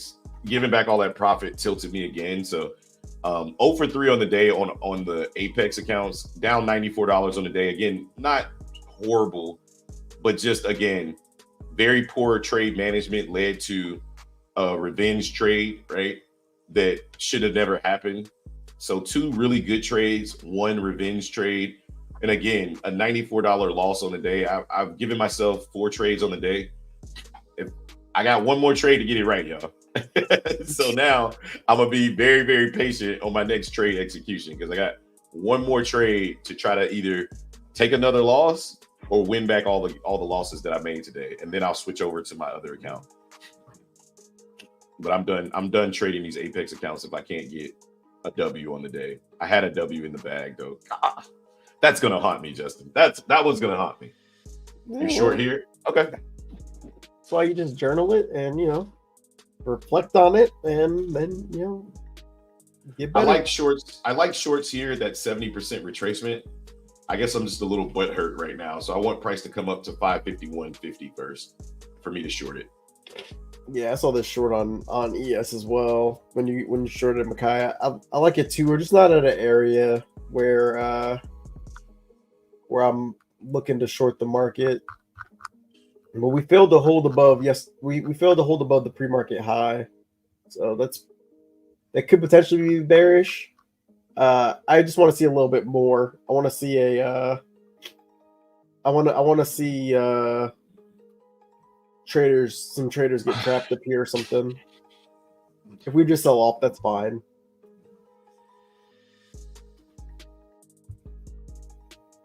Man, I gave back a 40-point move. I'm gonna slap the crap out of myself. Y'all make sure y'all come to the Discord after hours today, because I'm gonna have some bad words to say about myself in the Discord today. The Bears are who we thought they were. We had them and we let them off the hook. I went short at 528. You said look left. I did look left. I know exactly what you're looking at. I like the area 100%. Justin's area is a little different, right? I guess. I don't know. I still like the supply zone at the 5-minute supply on ES as well. I'm emotionally not ready to trade right now. So I don't care what price does right now. I'm giving myself an emotional timeout right now. Yeah, right? You need it. Yeah. Chill, Justin. Chill. What I don't need is more commentating from the peanut gallery over there. Nope. But you know, what's up? What was it? It was like I was reading the psychology book, and they were talking about like kind of like an inner bully. Like we all have like an inner bully, like of ourselves, and like not letting the inner bully win. I don't know. It's kind of interesting. I'm just hearing you talk about beating yourself up. It's like, as long as you don't like beat yourself up into submission, which I know you're not, but it's just it's kind of interesting to think about. No, I mean, again, I'm sharing my emotion live on YouTube because I want you guys to see a way that you can handle this. The way that I'm handling this is I was in 2 micros. I lost $94. Am I genuinely upset with the money? Absolutely not. And when I say performance, thank you. When I say focus on the process, you can, when you size down, you can focus on the process. I don't care that I'm down $94. Like, that's irrelevant. It's not going to blow my account. It's not going to hurt anything. Nothing. It's a red day unless I win my next trade. Because I'm sized down, I'm able to focus on the process. I can journal this and say, okay, I need to eliminate this greed. If you're up a 3-1, a 4-1, you're not giving it back. I'm going to add to my rule book up here and say, look, if you're up a 3-1, you will not ever give it back, right? I was risking 10 points. I was up almost 40. I was up like 38 points, right? And I gave it all back. TradeZilla's going to be upset with me. I'm upset with me. Justin's looking at me like, are you crazy? I would have never given all that back, but I've watched him do it. So I've definitely I know that's a thing, right? But again, together and with the community and with you guys' help, we can stop forest fires, right? I knew you was gonna say that. I knew you was gonna say that. I hate you. I hate you so much. I knew that was as soon as you said that, I was like, he's about to say something stupid. Us two can prevent forest fires, okay? All right. And then today was a forest fire. I gotta put out my own forest fire, right? Like, it's all good. I'm not upset with myself. I'm upset with Hustler for Life for telling me, damn, Hobbs, I feel for you, but I've been taking loans all day. Basically, what you're telling me is you just stole my liquidity, Hustler for Life. Well, he did it over here on ES, I'm sure. You stole my phantom liquidity. Yeah, just telling anyone in the chat. Oh yeah, appreciate it, Micaiah, for 100%. I appreciate you, brother. Keep giving advice, man. No matter how much of a DICK I sound like when I be like, yeah, I did look to the left. Like, I don't mean it that way. I was just, having a conversation. But use it as a lesson. 100% Hustle for Life. And again, I feel like, because think about it like this. If I was in my old self and I was taking 2 minis, 1 mini, right? 2 minis on a 40-point move is a $1,600 win. However, I was looking for a 100-point move, which means I would have been looking to get 4,000. You feel me? So when I saw 1,600, it doesn't matter the size. When I saw 1,600, I'd have just been thinking, okay, yeah, let's go. Let's get to 4,000. And I would have gave back $1,600 in 45 seconds then ended up losing 400, a $2,400 turnaround. Those are habits that I cannot take with me when I start putting on size. You understand what I'm saying? But I'm learning that habit now while I'm being a laborer, right? If you were in the stream yesterday, you know what I'm referring to. I'm learning that habit now, and I'm trying to kill that habit right now. And shout out to Justin, because if it wasn't for him thought process wise, I wouldn't even been thinking about sizing down, right? But now that I'm sized down, I just took 3 losses. Normally, Justin, what would I be ready to do right now if I took 3 losses in regular size? You'd be in a different account, probably trading this like crazy, trying to. Hey, I was just gonna say get up and walk away, or I gotta take you'd be in a different account right now. You gonna out me like that, bro? He's like, yeah, you've been in a different account. That's what I'd be in my second account, secretly taking trades, looking like this. Yeah, like how can I be this wrong? Great short, Micaiah. Great short. Beautiful banger right there. But you know what I love about what you just said is that the fact that you said, because a lot of people wouldn't admit that, and even for me it's hard to admit, right? Because it sounds crazy. People would say, yeah, but if I was in too minis and get your money. I know, bro. I know. But people would say, yeah, but if I was in 2 minis and I was up 1,600, I definitely would have taken it. It's like, I'm calling BS on you, because if you had it set in your head and your plan was to take it out for 100 points, like you said, all you're thinking about is, I'm trying to get this 100-point profit. I'm trying to get this, this banger $3,000, $4,000 trade. So no, you wouldn't have taken profit, and the same result would have happened. And I think a lot of us use that increased money as a crutch of like, well, what I would have done. It's like, but if you wouldn't have done it on small size, then what makes you think you would have done it on large size? Because at the end of the day, it's literally the exact same thing. The only thing that changes is the dollar amount, and it's like a reverse psychology thing. And we talked about it, and I'll keep what we talked about private. But it was a funny conversation in which we came to a different epiphany, and we was like, yeah, that's right. So but it applies to everybody. Like, everybody's that way. I think it's just like human thing. It's just like, we think what we would have done, but in reality, we wouldn't have done what we thought we would have done. The same result would have happened whether we're on large size or small size. The only difference between being on large size and small size is that when you go on tilt, your losses are going to be a lot smaller, so you can manage it and be like, okay, it's still a 40-point loss, tilt, right? Like, I still lost a big deal. 50 point. I still gave back 40 points and ended up losing 10 or 13 total. Really, here's the funny part. Because I went on tilt, like, let me tell y'all exactly how this trade went. The first trade, I lost 10 points. Okay. The second trade, I was up almost 40. And I tried to get out for break even, but I think I got out for like a 2 or 3 point loss, right? Which means I lost like $6 or $7, right? Which means that I really was only down less than 20 points on the day. Then I went on tilt, right? And took another trade short and lost another 10 points.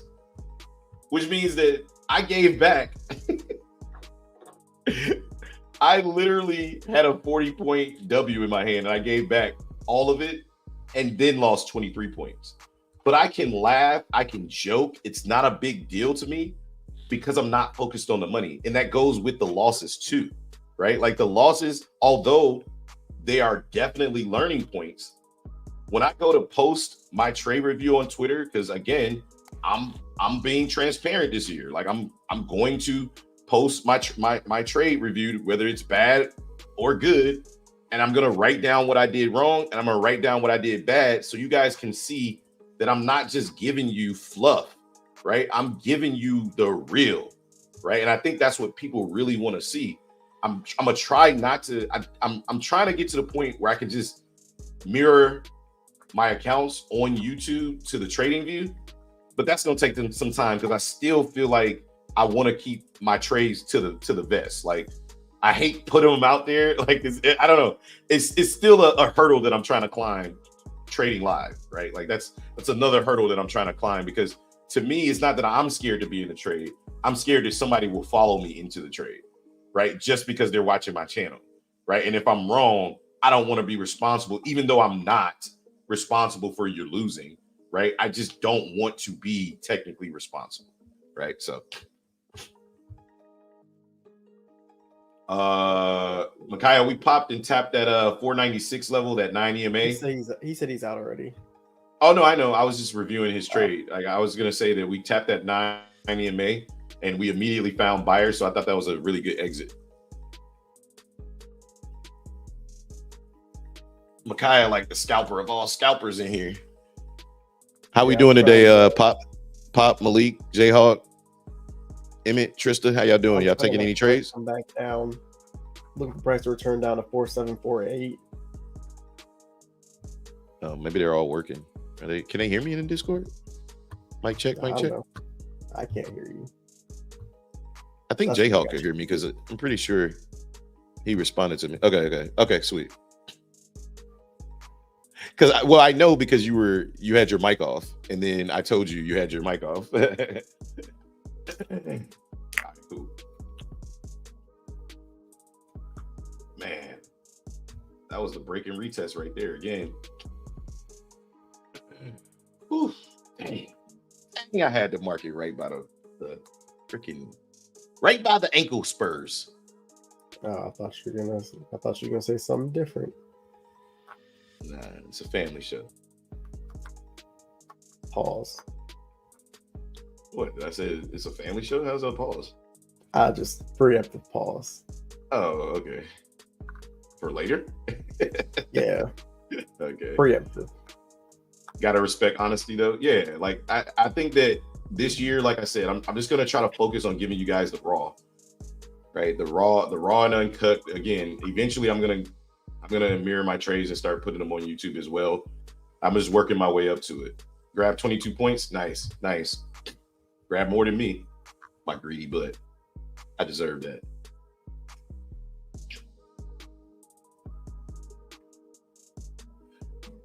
I think also like asking too much from the market is something I got to work on. It's one of my things that I'm trying to get under control for 2024, because all through 2023, I would look for these big moves, small re-entry here, short here, tight stop. Okay, nice.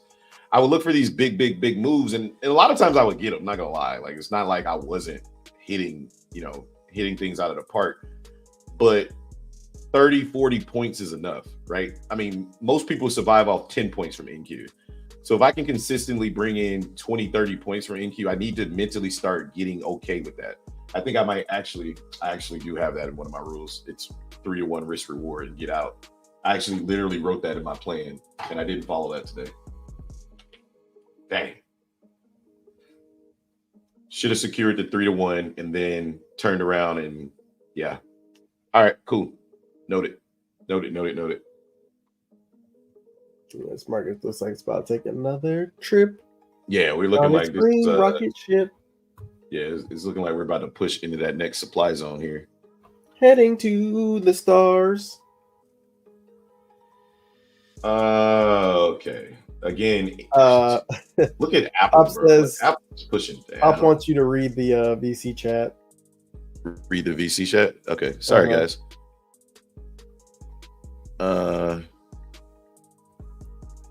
Yeah, see, V said your voice was faint this morning too, so you gonna get jumped down my throat. But he said the same thing. Had a rough day yesterday. Gave back 7. Oh, sorry, I don't want to say that out loud. My bad, Pop. I didn't mean to say that on YouTube. But that man business out there, look at you, not standing on business. Oh, he said you could read it. Oh, okay, cool. All right, awesome. Thank you. I really appreciate you allowing me to read this, Pop. All right, guys. So this is a testimonial from one of our Discord. He said people need to hear, know. Need to know, yeah.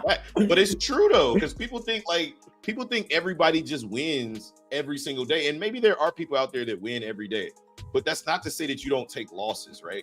Like even Dave has admitted that he doesn't have a lot of red days, but he still takes losses. He just get back on the horse, and his losses are controlled, right? They're small. Yeah. So this is a testimonial for one of our Discord members. So shout out to Pop for allowing me to share this. I appreciate that.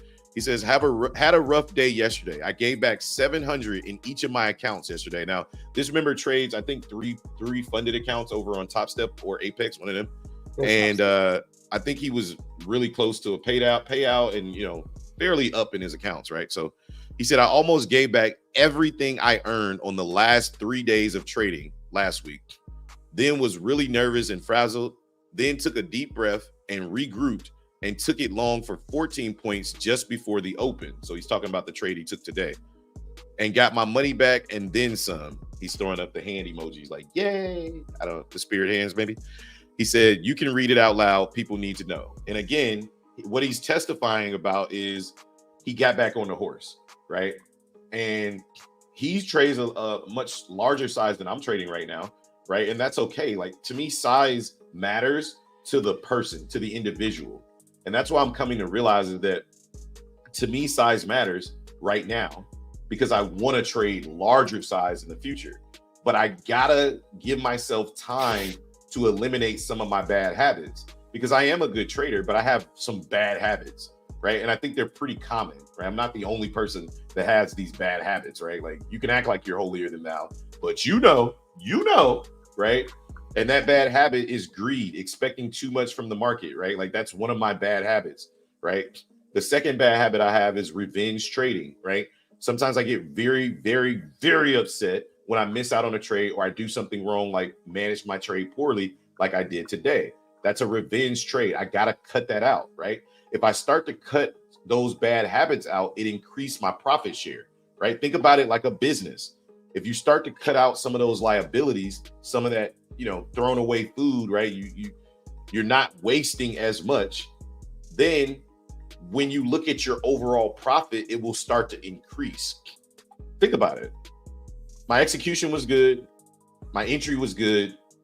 My risk to reward was excellent, right? I hit a profit target that was reasonable for a 3-to-1 risk to reward, but I didn't take the profit. If I take this thumb away, then I'm good, right? Like, I definitely make way more money, even just today, right? So I gotta start thinking with that mindset, or else I'm gonna ruin a lot of my profitable days by giving back the profit. The greed will kill me, right? So that's my testimony. And shout out to Pop again, man. Thanks. Didn't go tilt. So now I'm one green day away from profit on Topstep on 3 accounts. Let's go, brother. Get your money, man. We all have bad habits, 100%. We all do. We all do. Some people that come on YouTube, they just act like they win all the time, right? And I don't believe that, right? And shout out to Patrick. Like, I don't particularly like Patrick, but I'm sure he doesn't care what I think, nor do I care what he thinks. But just from seeing his journey, I haven't watched the dude for 7 years. Please believe that. But I just picked up on him, you know, a few months ago. And I don't like him. I personally don't like him as a person. Like, I don't know him as a person, but I hate the way that he treats his audience. I hate how arrogant he is. And I hate how much of an asshole he appears to be on camera, right? And I don't like the fact that he flaunts his wealth while also dissing other people that flaunt their wealth. It's just weird to me. That being said, I'm going to commend him on his trading journey, right? I hate him too. Yeah. I don't hate him. I just dislike the way he portrays himself. Anyway, that being said, just talking about his trading in 2024, he's trying to, he's just like Trump. Yeah, exactly. In 2024, what he's trying to do is be less greedy, which is a habit that he has. My man made $20,000, $30,000 in one day. I've seen it multiple times. Not that I watch it live, but I've seen him, you know, brag about how much money he's made in a day. And when he went over his overall profit that he took out of the market this year, it was like 40,000, which is good, right? When you think about it, in the grand scheme of things, what he put in and what he got out was for profit. But the amount of money he probably gave back to this market is probably in the 6 figures. And it's all because he wanted to be a bragger, right? He wanted to show off on YouTube. He wanted to show off on Twitter. He wanted to be able to be the #1 banger guy on, you know, Topstep, Walk 3000, right? Hey, he wanted to be that dude. And what he realized is trying to be that guy instead of just focusing on the trading is killing him, right? It's literally killing his profit. Now, say what you want to say about Patrick. I have my own opinion, and I'm gonna give that because it's my channel. I do what I want, right? What I think about Patrick is I think that he's one of the YouTubers that is more of an influencer than a trader. But I think 2024, he's trying to focus more on the trading, and I commend him for that while dissing him on a bunch of other stuff that I just said. So that's just my opinion. I lost the 300K PA yesterday by accident, and then anger. I was flipping back and forth between NQ and MMQ and took extreme size in NQ by accident. Lost a S load, then went on tilt and blew the account. Hey, transparency, man. I appreciate that. But get back on the horse. You feel me? I still have one more 300K, but it hurt. Yeah, I'm with you. He kind of humble since whatever went wrong with that Topstep deal. Oh, wait. Whoa, hold up. Hustle for life. Spill the tea. What happened? He not sponsored by Topstep no more? He was just posting about him yesterday. I struggle with moving my stops to protect profit. Yeah, J Powell. I think that's, again, I think in the grand scheme of things, that's what I need to improve upon on my trade management is moving my take profit down. Yeah, we're not moving at all, guys. So, I mean, if you want to trade this, go ahead, but I'm not touching this. But one of the things I struggle with, J Powell Jr., is well, I haven't struggled with it lately. I shouldn't say I am struggling with it, but today was the first time it reared its ugly head again. Because the last few days that I've been trading, Justin can be my witness, I have been squeezing my profit out quickly. The mistake I made today is one that Justin usually struggles with the most, right? But it's just me under the bus. Because you ain't talking, so I'm gonna throw you. You threw me under the bus. You told all my little So what you would do, Hobbs, is what you do this. You asked me so what you would do. You ain't have to go into full detail. I mean, don't ask I don't care. Ultimately, Justin struggles with it too, right? We all struggle with it, right? Like it is what it is.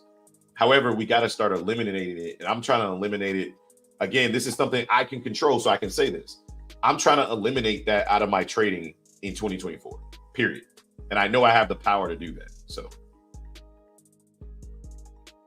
Hustle for Life says, I don't think he's getting as much money. I don't think he is a partner no more, but yeah, he's still making money with not as much. I mean, the dude made 80K from just YouTube last year. So the drama obviously sells, right? I'm just not a fan of it. I'm too grown for that, The drama sells. And then he gets whenever you can get ICT to come in your chat, like you're gonna blow up. I mean, the dude's got 1 million subscribers. I don't care for anything ICT. Right? It's not that I don't like the guy. I think learning ICT is just a very long process that I'm not interested in. And I also I think the community's weird. I don't think the people are weird. I think it's weird how cultish they are, right? And I'm not speaking for everybody that follows ICT. I'm just speaking for the one time that I went into a Twitter space and it was like 100 and something people in there, maybe 200 people in there, and they were all kissing the ground that one person walks on. And that was weird for me. Like I'm gonna give you your props, right? But I'm not gonna worship you. I got one guy, right? So I just think it's weird when people, you know what I mean? I know that's ICT. ICT is amazing. I don't know what you're talking about, but whatever. ICT. Call me a hater. Call me whatever you want. This right now, no man. ICT. If you're listening to this right now, you are an amazing man who should be in jail right now, but they can't get you because you're just that good. Because you wrote the algorithm. You wrote the algorithm to the stock market. You are the stock market, bro. Like there's nobody better than you. Like I was a little worried for a second there. No, what do you mean? ICT is the man. Like, man, I might have to Harvey Weinstein him. No. I think. Look, in all seriousness, I really love what he's done for a lot of traders. Right, a lot of traders that learned ICT have become very profitable. Right, and that's awesome. However, I just think it's weird to worship somebody. Like I think that they cringely worship the ground that ICT walks on. And I'm not doing it. I'll never do it. I care less. Right? He's just a man. He ties his shoes every day just like I do. Money doesn't change the way I feel about somebody. It doesn't. I'm going to speak my opinion regardless. The question is, are they are they asking ICT to have their babies or ICT to impregnate them? That's the question. J Powell Jr. says, how do we fix it? Well, I don't know how you fix it, but I can tell you what my plan is to fix it. The first thing I'm doing is sizing down, because what that does, again, I'm only trading 2 micros. When you guys see me take my trades, I'm entering on the micro chart, and I'm trading 2 micros. Why am I doing that? Well, I'm doing that because I don't care about the money. I care about becoming a better trader, right? The way that you can become a better trader, in my opinion, is eliminate the money out of your thought process. Although I gave back a lot of points, again, I took losses, 3 losses on the day. I'm only down $94. Why do I size down? I size down so I can afford to make the mistakes without also adding the compounded stress of blowing an account, right? There's no way I can blow an account on 2 micros. I mean, I can, don't get me wrong, I can. However, if I'm trading my risk management strategy, I'm not going to blow the account. Some may call that fear. I call it training, right? I look at it as like the analogy I gave yesterday. When you're a carpenter or you work for any job starting off, you don't come into that job trying to be the manager. You have to come in that job being the floor sweeper, the cash register, right? The fry guy, the burger guy, right? And then you move up. A lot of people come into trading and they're trying to be the CEO, right? And I don't think a lot of people give enough respect to the floor sweeper, right? And I'm trying to respect the floor sweeper in my trading so I can identify things like I'm talking about today. I can rectify them, put a plan in place to fix them, and create mental good habits. So even when I go up in size, I still have those good habits and I'm just trading. So I hope that makes sense.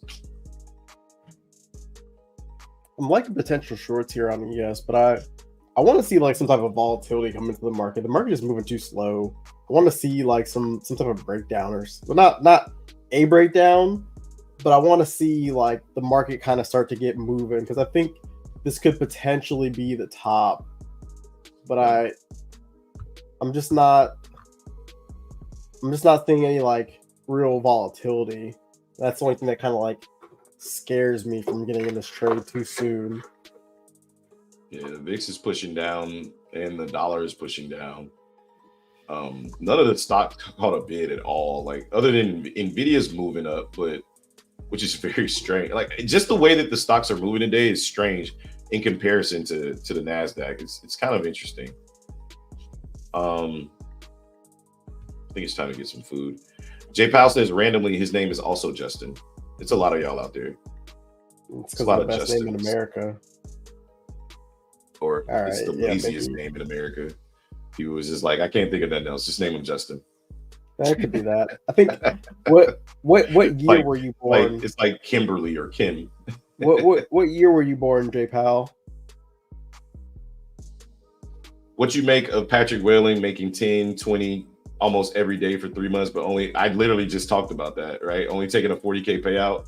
One would think he's making 200K every 10 days based off. And again, he's transparent. I'll give him that. He doesn't lie about what he's talking about, but here's the problem, right? And again, this is what people don't see, because I'm gonna put it in perspective. And here's my problem. I'm not gonna pull up his channel on my page because I'm not doing that. But here's the problem with his rhetoric, right? Or here's the issue that I have with his rhetoric. I'm transparent, true, okay? I share my wins, I share my losses, true, okay? I always tell you that I make more money from YouTube and other things than I do from trading. Also true. Here's the problem. The problem is that you have a trading channel and you're offering trading education while at the same time saying you don't focus on trading education, while charging people $150 a month to $300 a month. It used to be $500 one-time fee, and he used to brag about that. But once he realized he could squeeze more money, again, not maliciously, I don't believe, it's just business, and I get that. However, the rhetoric cannot be that I am not a trader, I'm just a YouTuber, but then also saying I'm the best day trader on YouTube. The rhetoric is where I find flaw, right? And with the new person coming on board, seeing him trade 16 contracts, right, while risking 4 to 5 points, right, and then walking away making 3,000, 9,000, he can do that because there's a thing called leverage in this game. I'm not saying that he's a bad trader. What I'm saying is that his risk management sucks. Anybody that wants to argue that, go right ahead. I don't care. But I'm telling you right now, it's not sustainable to risk half the account or 50 to 80% of your drawdown per trade. It is a recipe to make hundreds of thousands of dollars in the market, but only take away 40,000 at the end of the year. That's why. And the only reason why he's able to take away 40,000 is because he has an infinite amount of tokens, whether it be from the money he's making from his education, the money he's making from YouTube, or maybe the affiliate links. Maybe that's part of the sponsorship deal with Topstep. That's the problem that I have, right? The fact that I actually respect Alpine more than I respect Patrick from what the rhetoric is, because at least Alpine's coming out and telling you, I'm not trying to teach you nothing. I don't care about your opinion. I'm not a good trader, but I know how to make money. All right, cool. As long as you got that understanding, good, cool. What am I teaching you guys? Every single morning, I break down my trading plan. I'm sharing with you education that I've learned over the years. I'm giving you transparency and emotions, and I'm also offering a Discord at a very discounted price, I might add, in comparison to the rest of the market. My YouTube channel has less than 1,000 subscribers, right? So we're not making money on YouTube. I'm literally losing money being here, because if I wanted to, I could just go be an X-ray tech and make $60,000 to $80,000 a year, right? Sometimes 100K, right? But I'm choosing to share my journey and offer a service where I know that there are struggling traders out there that need to hear what I have to say. Okay. That's what I'm offering. And as my credentials increase, my price shall increase. That's clear and cut rhetoric, right? Again, the problem that I have with Patrick is his rhetoric. The fact that he's saying that he's not a good YouTuber and he doesn't do the work, I have a problem with that. Because at that point, you're an influencer. You're not a day trader. So stop acting and portraying like you're a day trader. And the only thing that they'll come back is, well, how many payouts have you gotten? How many this and that? It's like, I just don't, again, I'm not arguing whether or not you make more money than me doing trading. You should. You've been doing this for 7 years, 8 years. The fact that he went back and forth with a brand new day trader in Nutty should tell you everything you need to know about the bully in the building, right? But I eat bullies for breakfast, so smoke is I welcome all the smoke, put it that way. But anyway, all right, got that out of the way. If this 57 and 58 hold, I think we see 63, 67. I don't think it's gonna hold. I think we're about to sweep liquidity and then break down and look for a retest. What I'm looking for NQ, at least on NQ. ES is looking the same way. I'm looking at this as a potential head of the head and shoulders. I'm looking for, this was the shoulder over here, or this was the shoulder. I'm looking for this head to come down and break this low at 503 and then come back up and retest, and I'll look to short it around 525. That's what I'm looking for. And if we can't get that, then I'll be looking at 55150 on the 1 hour supply zone to look to short this market down some more. I'm not buying these longs. I think they're taking way too long. But hey, who knows? I know it's too late for me to long the market. I'll put it that way. Yeah, I'm not looking for longs. No, I'm only looking for shorts. You feel feel better? Are you feeling better now? Me? Yeah, you. What do you mean? Do I feel better? I'm fine. I wasn't upset. I know you're not upset. I feel like you had a lot to get off your chest right there. No, I mean, I've stayed quiet for a while, and it's like my motto for 2024, ironically, is to say less. But I guess I failed that already, so whatever. He's been caught trading while trial fake accounts from Topstep a few times already. No wonder it's so easy to trade 15 cons. Exactly. And I think, again, I don't think that bothers traders like myself and Justin. Like, I'm not going to follow that. That's stupid, right? But I think that it's fostering It's fostering new traders that come to him. Think about it. Think about when you first started trading, right? He was venting, right? Yeah, I know JB hating on me venting. But think about when you first started trading, right? And you knew nothing about trading. And you just looked up day trading. First of all, he's in the algorithm. He has 200,000 subscribers. So if you type in day trading, you're gonna get Patrick. That's dangerous, in my opinion, because you should take the responsibility of the people that got you to the top of the mountain, right? You are at the top, right? Besides ICT, right? Name the person that's, well, really ICT don't even day trade live. But besides anybody else, name the person that's trading live on YouTube every single day that has more subscribers than him. He is at the top of the mountain. That's why he should hold himself to a higher standard and take on the responsibility of taking on new traders. But you know why he can't and he won't do it? He won't show you proper risk management is because he doesn't know it either. He only knows how to get into the market, out of the market with large size and continue to preach bad habits. What he's teaching people is to size up, whether he knows it or not, right? Like he can not think about it or think about it. He's teaching people to size up, to max size. New people that come in think, I only need to get 10 points. But he's not teaching them proper risk management.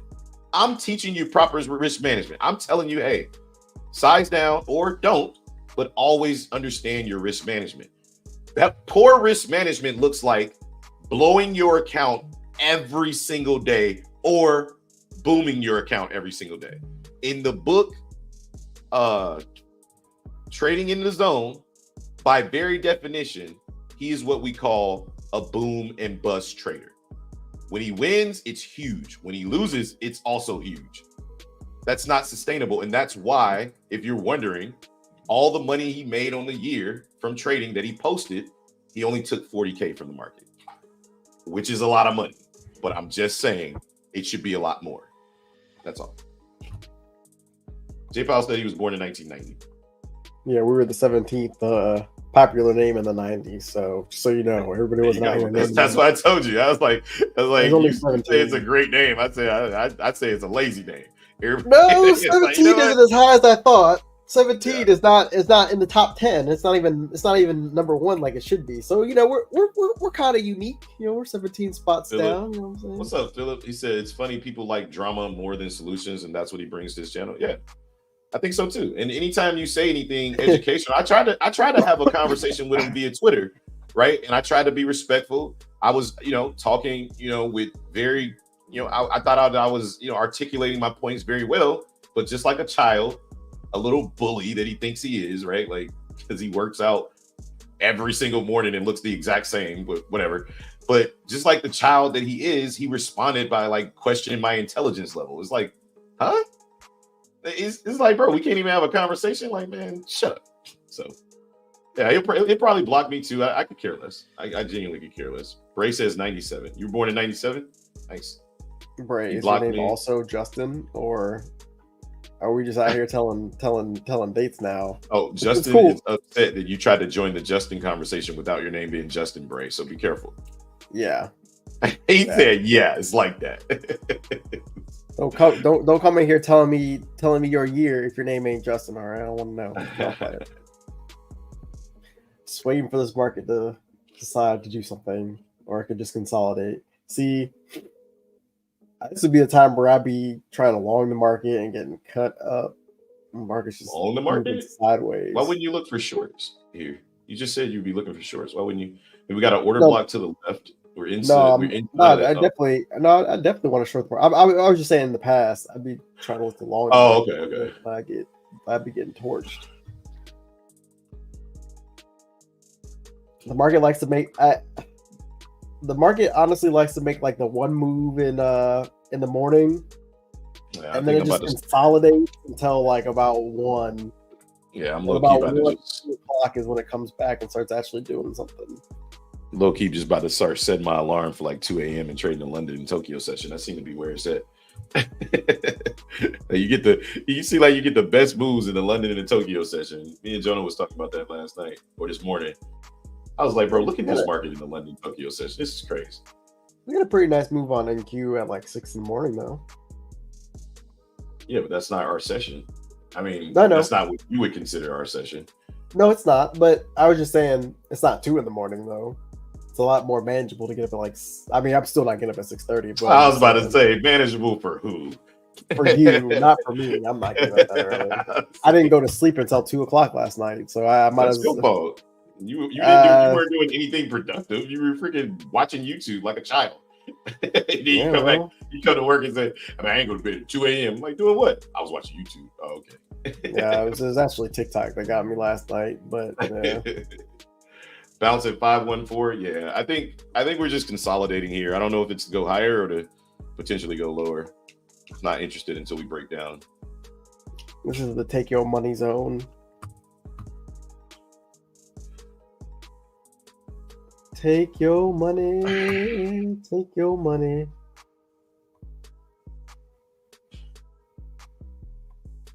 Yeah, bounce at 518, 514 level. Got a nice bounce right there. I think as long as NVIDIA keeps pumping, this market is going to keep pushing. And let's check on NVIDIA here. Yep, NVIDIA's slowly grinding up. Almost at the previous day high at 481.91 for NVIDIA.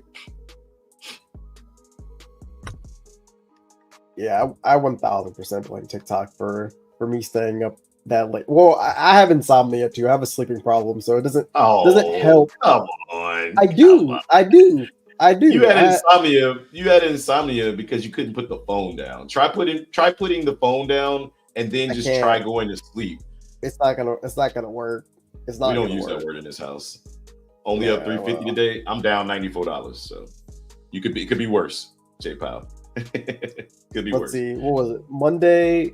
Well, no. Monday was New Year's. I was sick, so that doesn't count. I actually was like really tired. I didn't feel good. But Tuesday, I was up until like 1:00.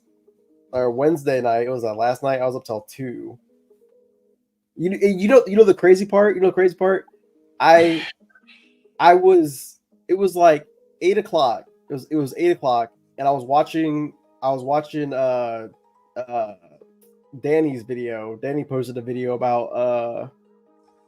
about his losses yesterday or on that day. Like he struggled yesterday to trade, which is kind of funny because actually I didn't even take any trades yesterday, but yesterday turned out to be a pretty good day of trading after I had to go. But we didn't take any trades in the morning, but I ended up taking trades in the afternoon.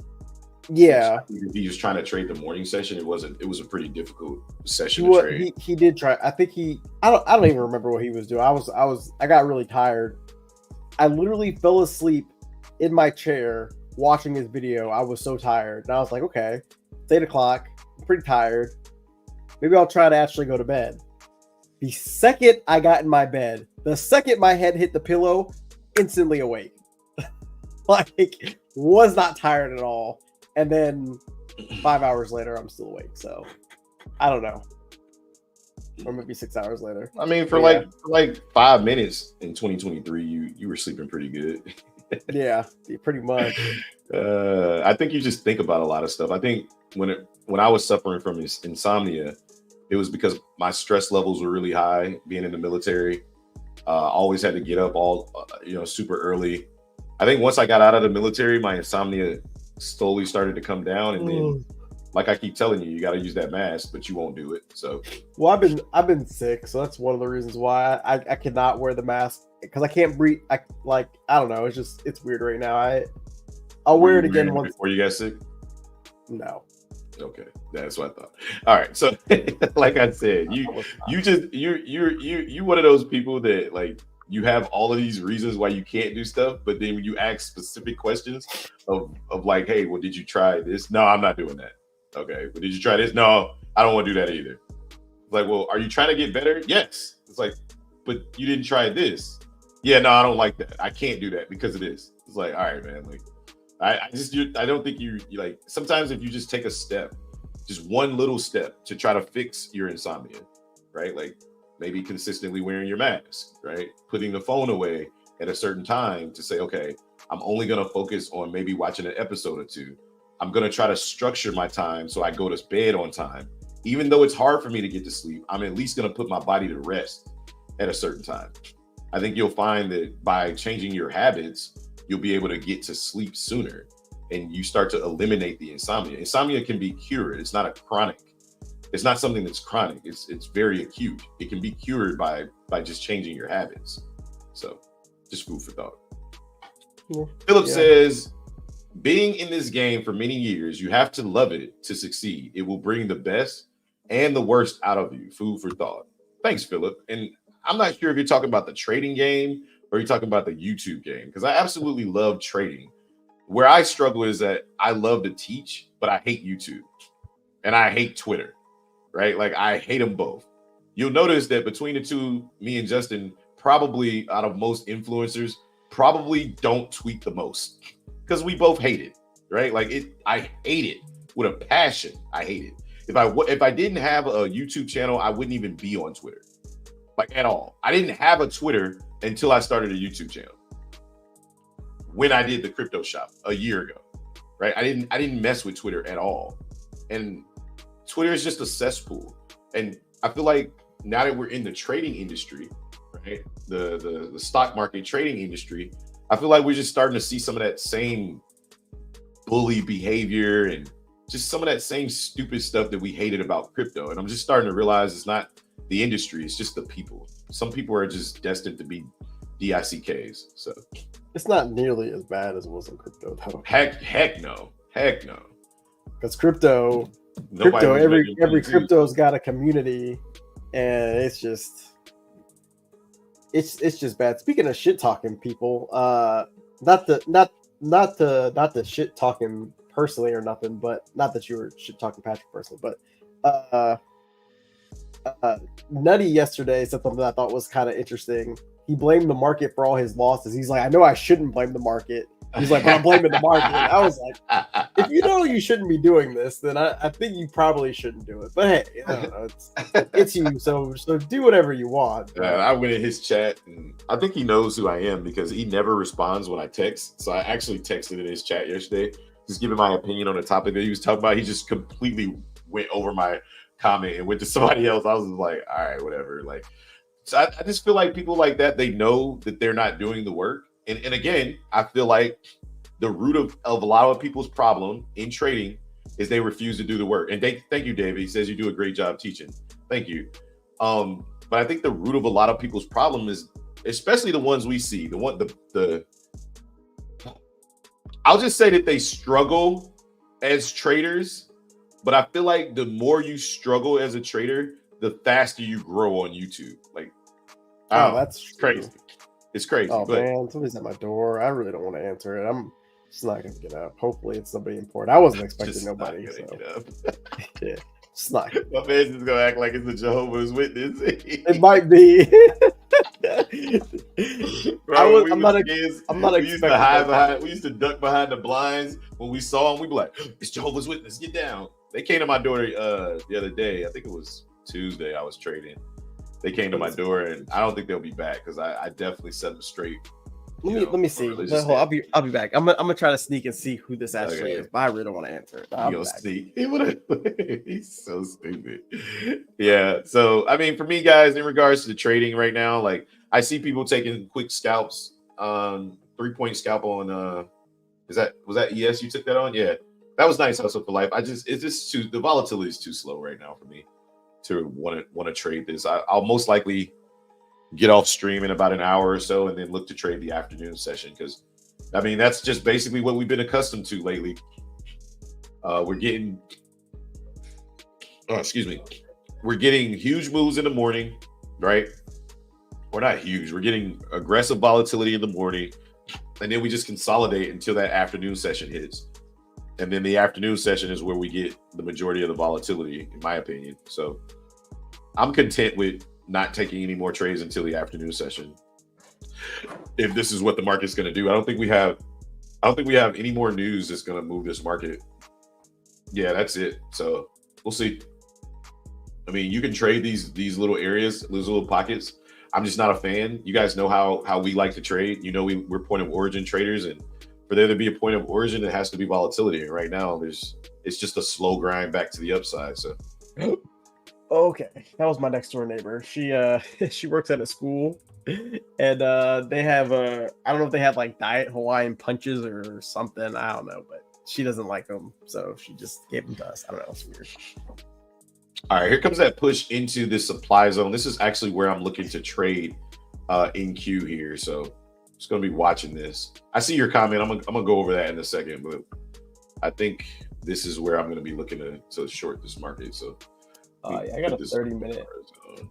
I got a 30-minute on NQ up here. I got a 1 hour right there. It's probably the same area. Maybe I'll look to trade NQ because this is not giving on ES right now. I'm not getting anything, so it's horrible right now. It's not an area where I want to short it compared to NQ. So I'll give NQ a shot today. See. But while this is pushing up because not at my level yet, Eric says it's wild. Trade 20 accounts with only 6 months of trading experience. Nutty dude trying to be a millionaire with 20 accounts with 6 months of experience. I barely found consistency on my 3rd year. Yeah, Nutty. He don't even trade those accounts. He treats them like they're his baby, but really he's just scared to blow them. Like he barely even trade those accounts. But I don't know why. I agree. I don't know why you'd want to trade 20 accounts. I think that's a little. I think personally, I think it'd be better just to start with one account, get one account funded, and then get to one payout. And then once you get to a payout, you prove you can be consistent over a couple payouts. Once you get your first payout, you can use that to buy a couple more accounts and then work on all 3 of them together, 2 of them together, whatever, and just continue to grow consistency. I mean, like you said, I think it's a problem whether it's a prop firm or your own money is that people want to get rich quick. And kind of like Cobb was saying, kind of like, huh? Go ahead, brother. I'm sorry. I'm just looking at price. Like we just gonna push through this demand zone like it's not even there. But kind of like Cobb was saying, a lot of people that they want to get rich quick, and then they don't want to treat trading like a job because I mean jobs kind of suck, but at the end of the day, when your job could potentially make you into a millionaire, why would you not want to treat it like a job? Yeah, most people want to gamble. I think we had that conversation behind closed doors, not behind closed doors, behind the scenes yesterday. But me and Justin were making the references like a lot of people don't want to view trading as a job. They want to view it as a gamble casino. And most people want to come in and they want to put it all on red or put it all on green, right? I just don't view trading that way. I view it as something that can change my life and continuously change my life. And I don't want to be continuously stressed. So that's why I'm trying to continue to do the work, right? So that I can put on quality trades. So right now I'm looking to take my last trade on the day. I'm looking between this 545 and high a day at 587.25. I'm looking for retracements into that level. So just watching price to see if we can get any type of bearishness here. But I don't know if it's coming because Apple just caught a bid, Nvidia, Google, Amazon, they all caught bids to the upside. So they're starting to agree with this ETF rally here. So yeah, we're in a 30-minute supply zone for me. We just tapped it, we rejected, but looks like we want to continue. And this 5-minute candle is looking real bullish, so I don't really want to step in the way. I almost shorted it and I was like, nope, let me wait for a little bit more.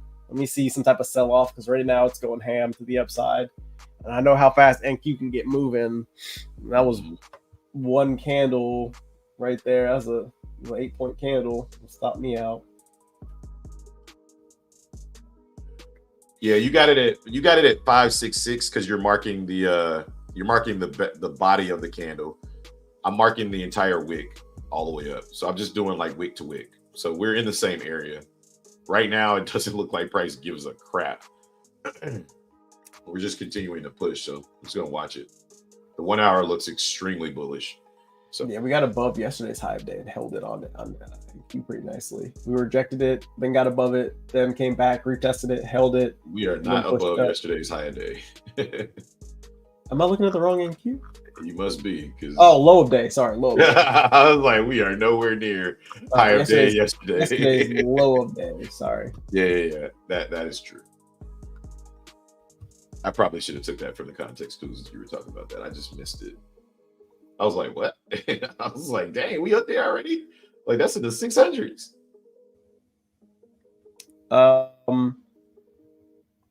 There goes first target 63. Nice on ES. You got it.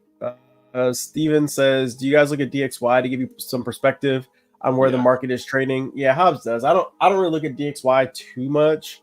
ES is on a 30-point rally right now. I do look at I will look at the VIX though to see what the VIX is doing. I mean, they're essentially the same thing, honestly.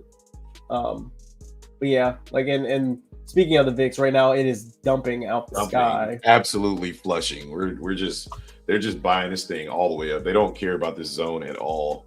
So I'm not going to care about it if we're just going to push right through it. There was not even a lot of liquidity sitting up there on NQ when we pushed up there. So we'll see. Oh, okay. So on ES though, we're at yesterday's low of day as well. We just got a nasty rejection on ES. No. ES ES's high of day is at 47.72. ES's low of day is at 47.41. Oh, so not yet. 2 days ago. Sorry, the second. Okay. I'm like, bro. Yesterday's low of day. Sorry, I just have it as yesterday's low of day. But yesterday's low of day. But this did you just say yesterday twice and assume that you're talking about 2 days ago? Yes, yeah, I did do that. That is 100%. Where did you learn English? My man call it bounces. He call it bounces off the ceiling. He call it rejections off the floor. He said yesterday. Yesterday's. Yesterday squared. That's it. Yesterday squared. Yeah, that works too. Yesterday's yesterday.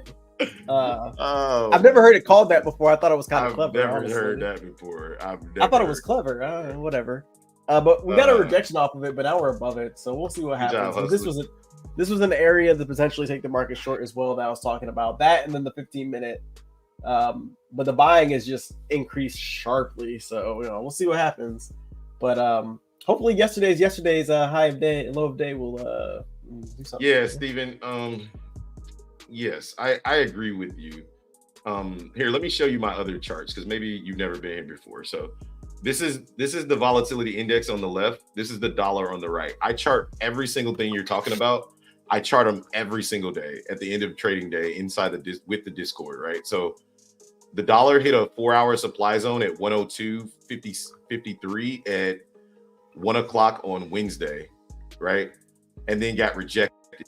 Came down, broke structure, came back up for the retest and rejecting now.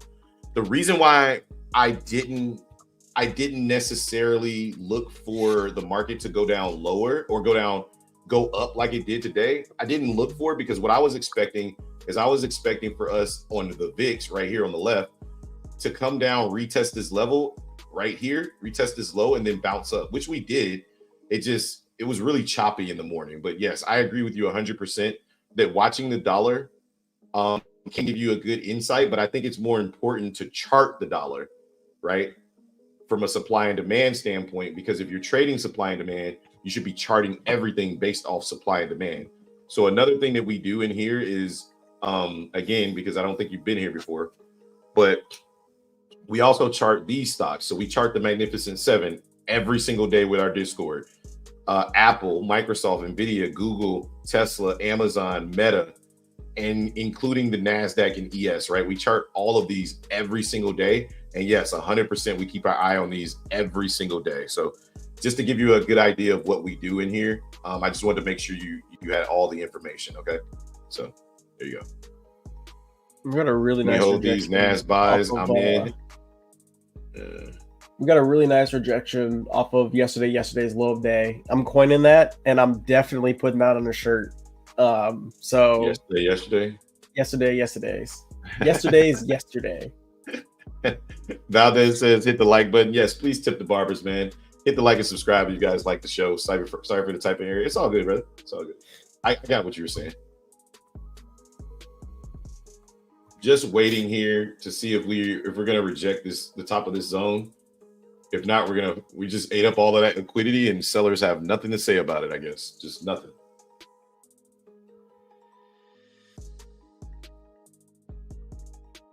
That was a strong demand push, that's for sure. A very aggressive demand push. Yeah, we just got a really strong rejection though. Let's see if we come back up and make a lower high here, or if we just continue to push down. Not sure. Yeah, we gotta get an aggressive push down for me to be interested on the retest.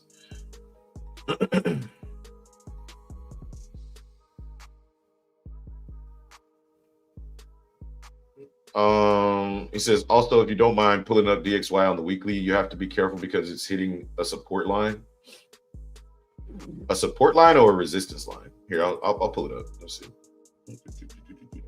Trust me, I'm telling you, I do a top-down analysis on like dang near everything you're asking me about. But yes, so this 4-hour demand zone right here, I'm assuming, is where you're saying support. Because right now we're rejecting. If you want to call this support and resistance, right, from a support and resistance standpoint, we're hitting resistance, not support, right? This was support, prior support right here, resistance, but it's also a 4-hour supply zone, right? That's why I have this area marked right here. But we bounced right here, which tells me that we were in this massive uptrend, right, on the weekly. We came all the way down and we got the bounce right where we started this uptrend, which tells me one of two things. Either this downtrend is going to continue, we're going to get rejected and continue down and break the ultimate low of 99.45, or this could be the recovery candle where we start to make higher lows on the weekly, right? Or higher highs. But we first got to get above 102.81. And that makes me still very bearish on this chart. I think this is just a pullback, in my opinion. In the grand scheme of things, what we're seeing right now is just a pullback for us to go lower. That's what I think. It's a very, very, very nice pullback, but I think it's just a pullback for us to go lower. So hopefully that helps. You couldn't see my screen? Did I not switch over? Here, let me look at the weekly. All right, you can see my screen now, right? This is the US dollar. This is the weekly right here, okay? So this area right here that you're discussing, all right, let me give you a little thingy. All right, so this area, shoot, that's the wrong one. Let me go to this area right here is support, right? That's what this is right here. But I don't do support and resistance. I think it's a level, I use support and resistance for targets. I use supply and demand for execution areas, right? So for me, as you're looking at this as support, I'm viewing this on the 4-hour as basically resistance, right? And you can see it clear as day right there, right? And I'll go down to the 4-hour so you can see it, right? You can see it. You can see that sellers aggressively sold the market, right? This is an aggressive supply push down. This is an aggressive supply push down. This is an aggressive supply push down. Yeah, we hear you now. So, oh, I'm sorry. Hold on. Let me finish my thought here for a second, Malik. So what we're looking at now on the 4-hour, right? On the 4-hour demand zone right here, if we're looking at this as an uptrend, right? This was a new downtrend. So in order for this uptrend to continue, this low needs to hold, right?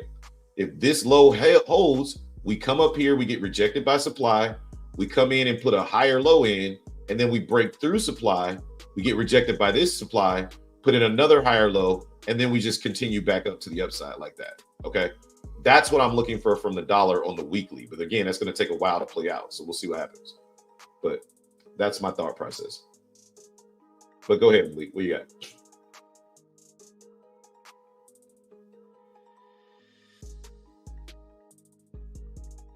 Mm-hmm.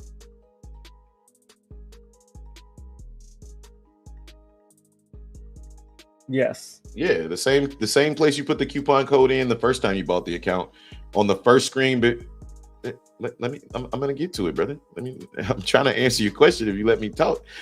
If you go to the affiliate links in the Discord, right? Just type in the chat hashtag AFF and then hit enter.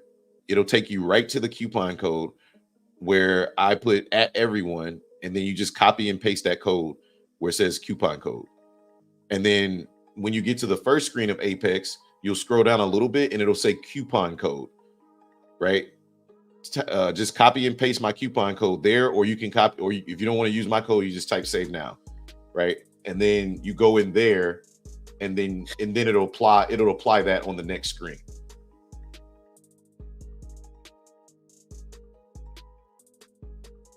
Huh?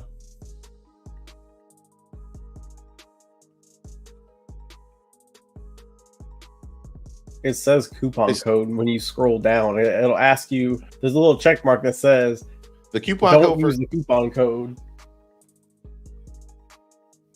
No, that's what I'm saying. The coupon code is always the same. It's always save now for them, right? So sometimes they don't write it because they know a lot of people pretty much know the coupon code.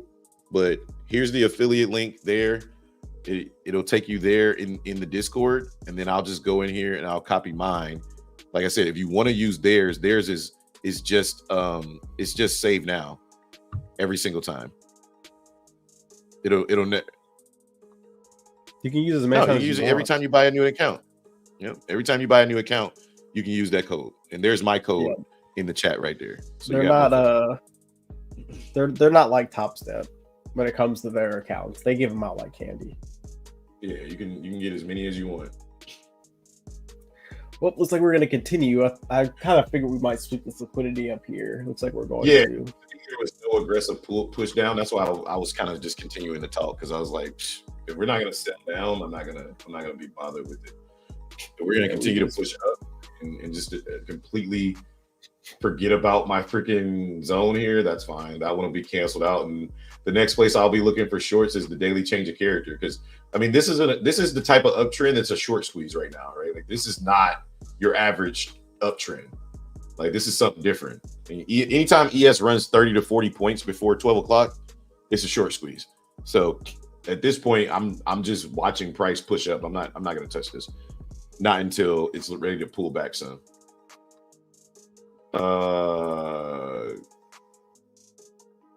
71, my next target. Let's see it. Let's go, Hustle for Life. You ride this thing up. Let's go. Cool. Thanks for the insight. Hey, no problem, Steven. Like I said, man, anytime you guys want to come in here and ask me any questions, if I'm not looking to trade, I don't mind answering anything. So as long as it's not like some simple shit, stuff. So short 3 ES at 47.63. I have day from December 3rd looking for supply to supply. Can I ask, what was your confirmation on that short, Eric, other than the fact that that's the area that it was at? That's what Eric does. He looks for. Oh, okay. That's his trading technique. Okay. Yesterday's. A whole bunch of yesterdays is highs of days, and then he shorts or longs the market based off of that area. You know what I'm saying? I was just looking at yesterday low of day to potentially get active. You know what I'm saying? Right. I'm not active because the tape is telling me no. And my trigger finger is telling me no, don't short it. So, therefore, we just cooked that supply zone. I'm gonna leave that supply zone off. I told myself I was gonna start leaving my supply zones until I'm done explaining things in chat. Here come the sellers. Let's see if they can break below this area. Again, I'm just looking for price to. We just had a double top here, so I'm looking for price to come up here. We put this double top in. We get this breakdown, we come back up and retest, and I'll take the market short somewhere here. That's what I'm looking for. I went ahead and I'm gonna test a short here. I like the double top. I see a little bit of absorption. I see a little bit of selling. So I'm gonna test shorts out. I always like the shorts up here with Eric. I just need to see a little bit more, but I like this block of liquidity that we're getting. So I'm gonna test some shorts up here, see what happens. I'm gonna have a tight stop. My last trade, man. It's my last trade. I gotta save it. Yeah, I'm gonna have a tight stop, so I'm not really risking too much. I'm risking about. I like the area. I just haven't seen enough to short it yet. So let's see what happens. Let me put the risk on the table.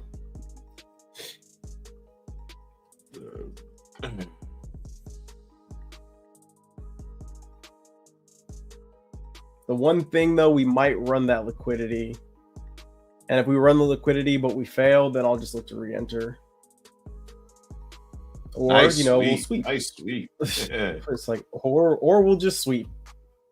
Very nice. All right, let's see if we break down through here. If we don't break down, then we're probably coming back up. So we got to see this continuing to come down. Sellers are definitely in the building up here. I just want that retest. Just come up and catch me, bro.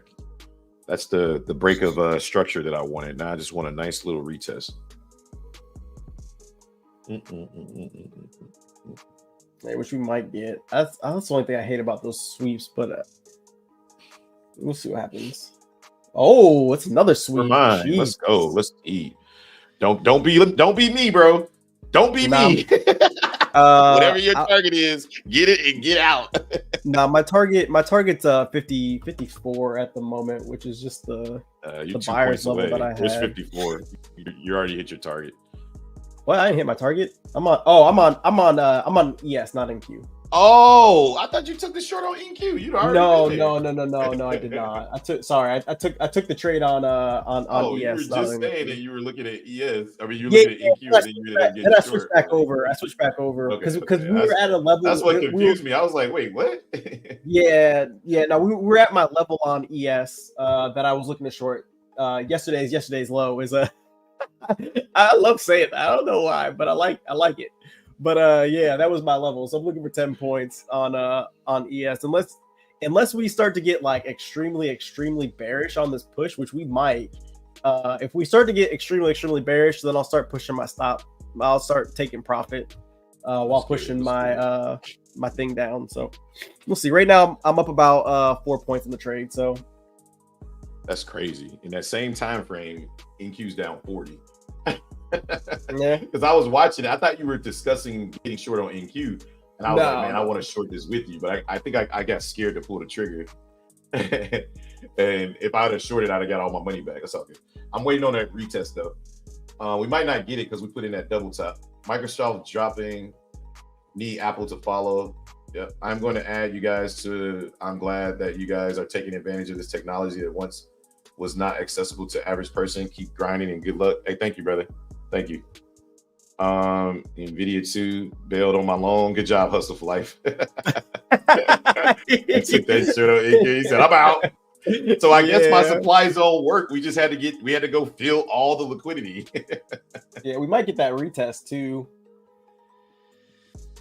Yeah, I want the retest here. I'm looking at I'm hoping that we pop back up. At least on NQ. You guys haven't really flushed down yet. Like I wouldn't even be looking at. Well, we broke structure though. We broke structure. No, I know. So on that double top. So now see, and you know the other good thing about being on small size too, because 400, I'd be at $400 right now. But what I'm thinking is, okay, we're probably gonna come back up and retest that neckline at about 62.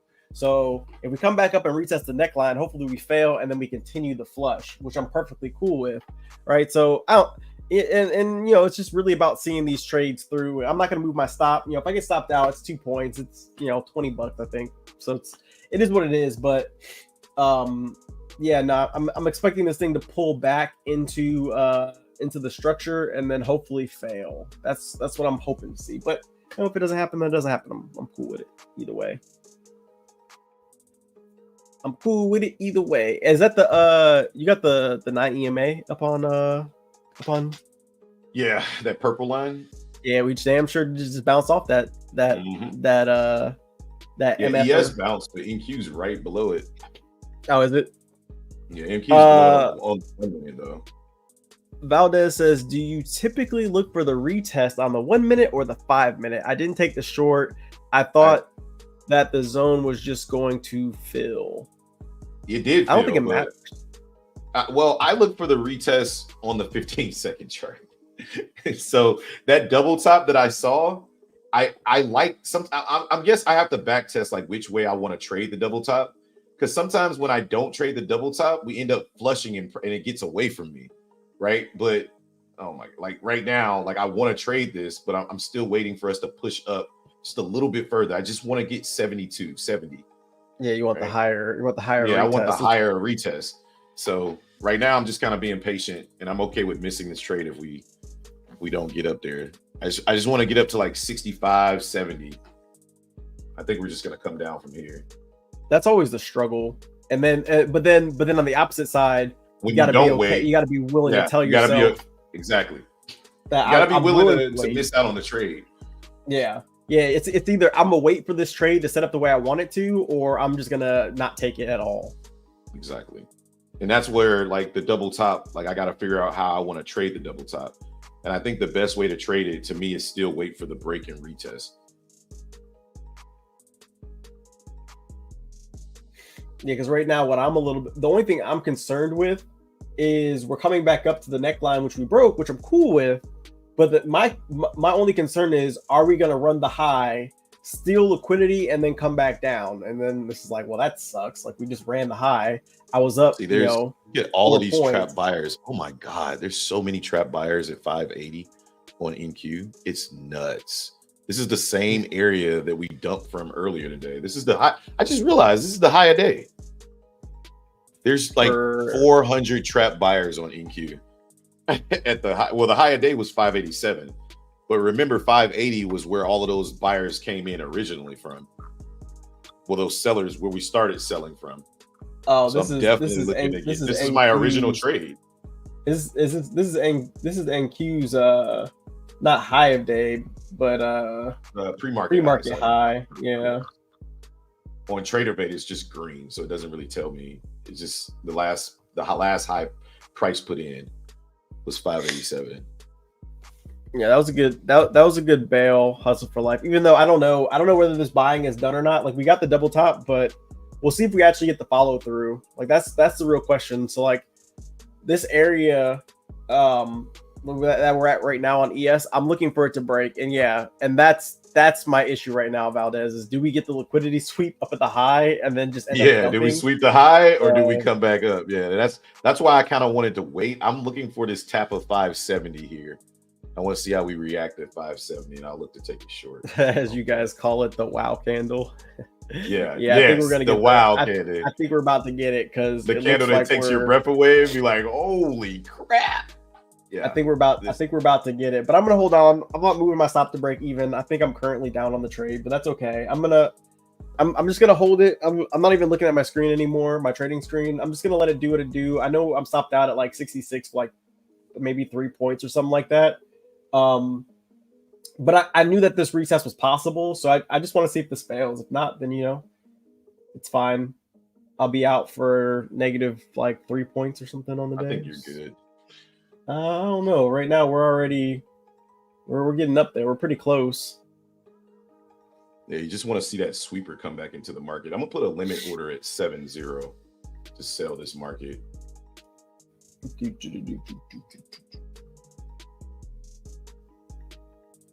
Put my stop at 8-0. Yeah, we came back up here pretty aggressive, but we'll see. I've been trying to practice these limit orders. I just put a limit order at 7-0. I just got filled. Put my stop at 8-0, just risking 10 points. That's the level I wanted to get in at, right at the 70 level. So let's see what happens. I like that break and retest right there. We just tapped into that box. I'm risking basically the high. So we'll see what happens. I've been trying to test out these limit orders, and what better way to test it out again, but on lower size. This is my last trade on NQ on this account, rather. So it needs to be a winner, okay? It's gotta win. It's gotta win. Let's go. Let's go. Put them in the bag, baby. That was a nice little sweep right there. All right, we're looking for just a quick flush down. Again, let me pick a level that makes sense.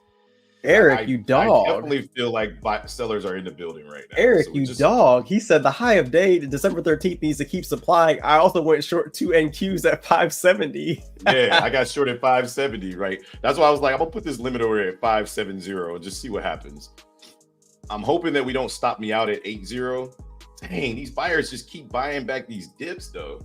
Yeah, they're buying them back. 36 seconds left in this candle, so let's see. This 15-minute candle's got about 30 seconds left.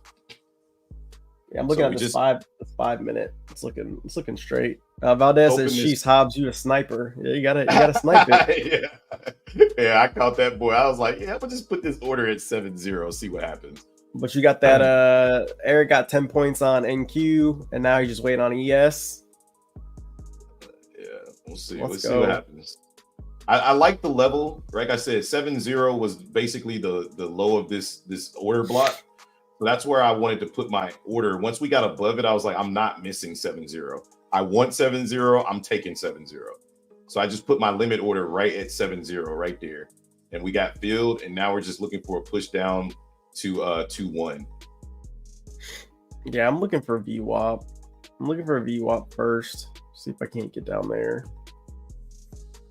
I think this could be aggressive, especially because this would be going with the trend. A lot of buyers could potentially get trapped. It's a lot of trap buyers on on NQ right now at the 80s.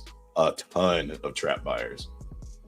If the selling really gets going, maybe get it all the way back down to 47, 48. Where there's that 5 minute demand zone from earlier. Minute candle. Dang it. Oh, okay. 4 minutes left in this 15-minute candle. I thought it was 30 seconds left. I was reading the wrong thing. I think I was reading oil or something. All right. So for ES right now, I'm waiting to see if we can break down through this low that we created at 47.50, 47.60, 47.60. If we can make the new low, because we just made a lower high, so now we need to make a lower low. We make a lower low and we break through, then we'll be good. And I can just basically, I don't want to say relax, but yeah, I can basically relax. So we'll see if we make this lower low here, then we'll be good, and we'll continue to go. This will be a great trade. If not, then is what it is.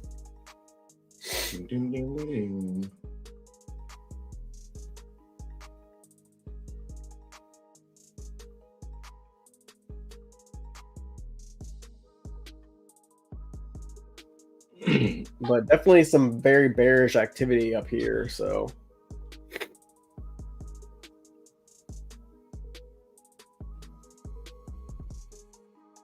3 minutes left in this 15-minute candle. You don't want to see this thing completely reverse, but again, my last trade on the day. I think this is a good trade idea, good area, good execution. Now it's just up to the market to decide where we go from here. Damn, bro, we rejected my entry to the tick. Damn near. Yeah, my entry is fucking, freaking golden over here. And see, that's the other thing too, is that like, had I been in 2 ES contracts up at 4 points, I would have set it to break even. I would have lost on the trade. It would stop me out for the perfect, in your favor, and then went in my favor instead of just accepting the entire trade. But again, you can take these same habits when you do move. 1,000%, 1,000%. Working on is the habit. Exactly. Of saying, like, no, I've seen this work out properly on small size. There's no difference in the market. None. The only difference is me, right? Like, get out of your own way. So exactly. And sorry guys if we're not reading the chat. You should be able to still see our screens. But I'm focused on my trade right now. So again, just looking to break down into this 20 level, looking to see that previous day low tested again. And then we'll go ahead and secure some profit down there. Yeah, we just a nice little 30-point push. We just broke below the level I was looking to break. I got my 2-to-1, but from a structural standpoint, there's no real reason yet to take profit. So I'm just holding. I'm just chilling.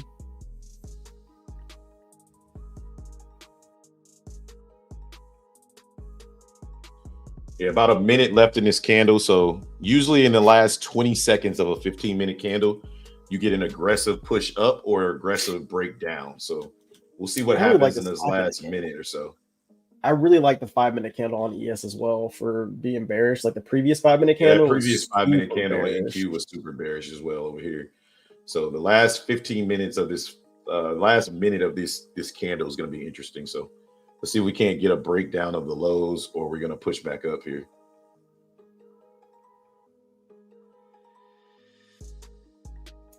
Yeah, like I said, on ES, we already broke below our low. I'd like to see us continue to break down, but we'll see what happens.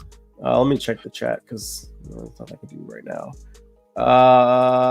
Eric says on NQ from 560 to 580, all those buyers are trapped.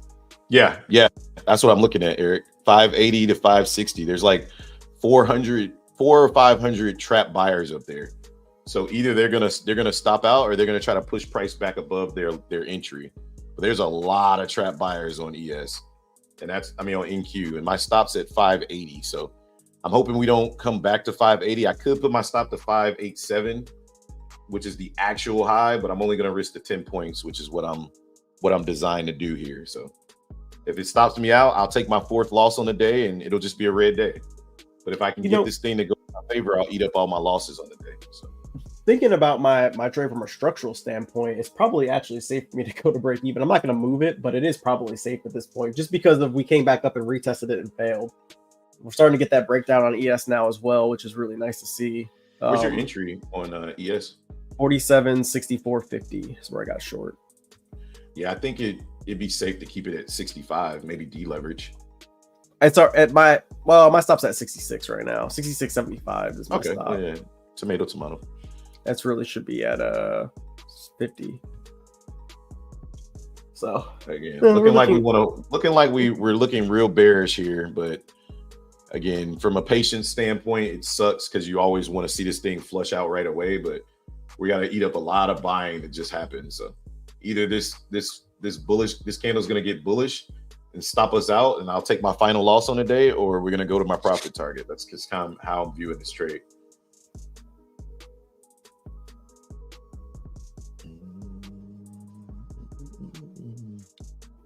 Watching the 15-minute, we put in a lower high and a lower low. I mean, a lower high and a lower low. So the next job of price is to go ahead and put that next lower low in. So we'll see what happens. If they do their job, or are they going to fail? On NQ, okay, we already read that. But 10-point capture on NQ, hit on the 2 NQs. Waiting on ES now. Nice. Yeah, it looks like ES is trying. The bulls are trying to put up a little bit of a fight here on ES. Rallies are still failing. There we go. Jesus. Yep. There it is. There's the push down. Yeah, that was a nice little sweep right there. Mm-hmm. Bears are continuing to try to take over. Let's look at the VIX real fast. The VIX is catching a bid too. The VIX is catching a bid back to the upside. So that's always good to see for our short trade. About to say, here we go. We'll see. We just got to eat through this liquidity down here at 540. There's a lot of orders sitting on NQ at 540. So once we get below there, I think we'll be good to push down.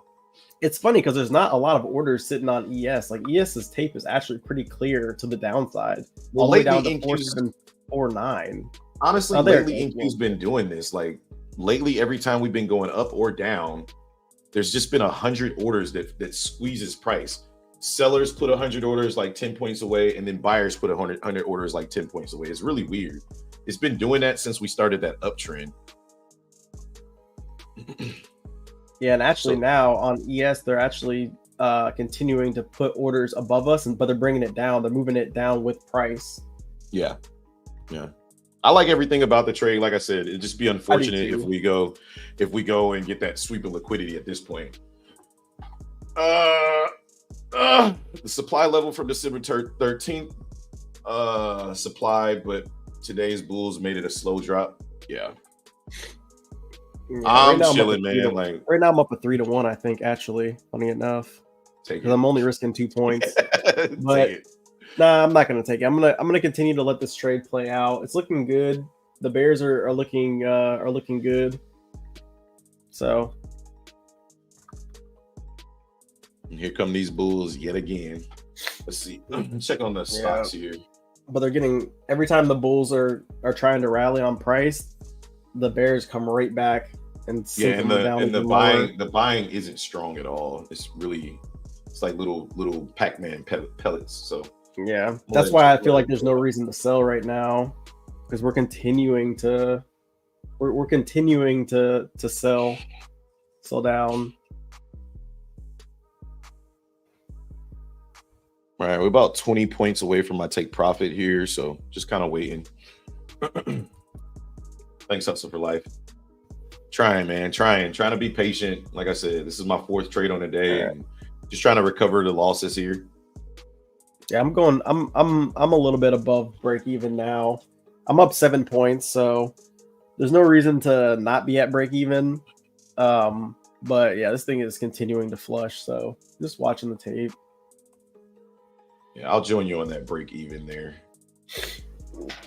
That way I secure it's a risk-free trade at this point. So we'll just see what happens. I'll take a point or two for the fees, and then I'm good right there. That's what I did. I took I can take a point. If I take this trade off right now, I can be at break even on the day, but it's not about that, guys. It's not about that. Okay.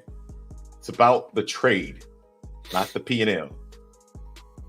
Yeah, it's about letting this trade work out, and it's clearly it's working out very nicely right now. Mm-hmm. All right, there's the push down to 39, 38. There we go. I'm up almost 10 points on this trade. I'm just looking for 51. But we could get a bounce here. This is pretty this is strong. A supply zone. This is a demand zone right here. So I'm just looking for a push into 20.25 is where my take profit is at. I'm going to secure 10 points here to protect myself. I'm not going to repeat what we did yesterday, right? Or earlier. I'm going to secure 20 points to protect myself right there. So I'm securing the 2-to-1 right there. Just want to lock in that 3-to-1 if it shows up, and then we'll be good to go. Actually, the 3-to-1 is here. Sorry. The 3-to-1 is at 40. So I'm going to lock in the 3-to-1 right there. Okay. And now the trade can do what it needs to do. If we get stopped out with 3-to-1, we're good. All right. And now we're 4 more points and we'll lock in that 4-to-1 risk reward. Or we'll get stopped out for the 3-to-1 here.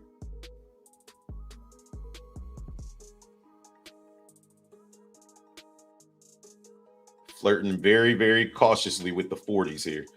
The 40 is where my stop is, where my 3-to-1 is. So I'm trying to secure basically a 6-to-1 here, but I got a 3-to-1 secured right now. All right, push. If we break through the 30s, I'll also go ahead and secure that 4-to-1, and then everything else is just kind of icing on the cake here. All right, we broke through the 30s, but I want to see this closure here. Still locking in that 3-to-1.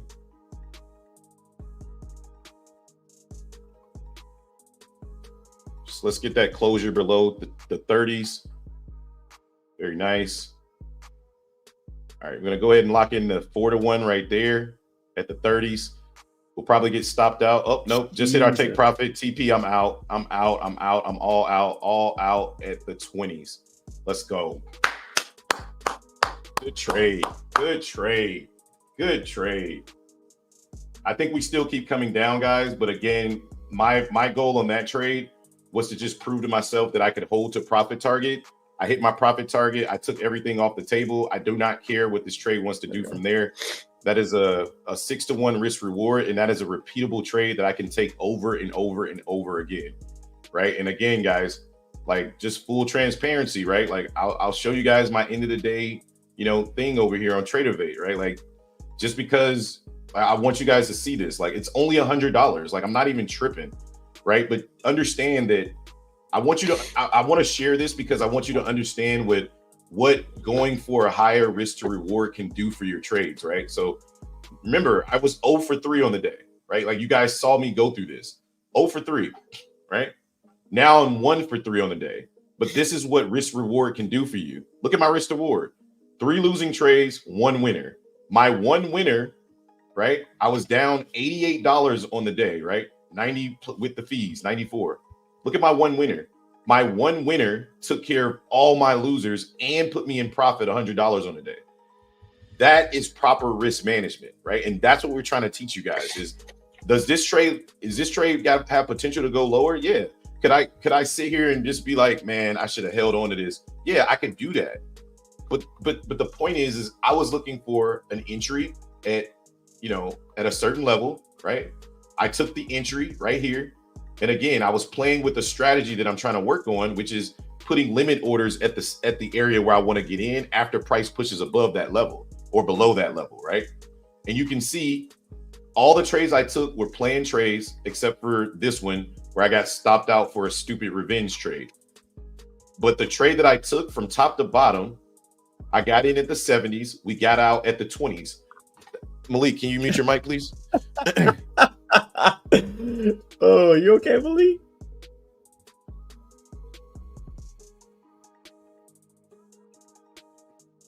Oh, okay. I'm sorry, brother.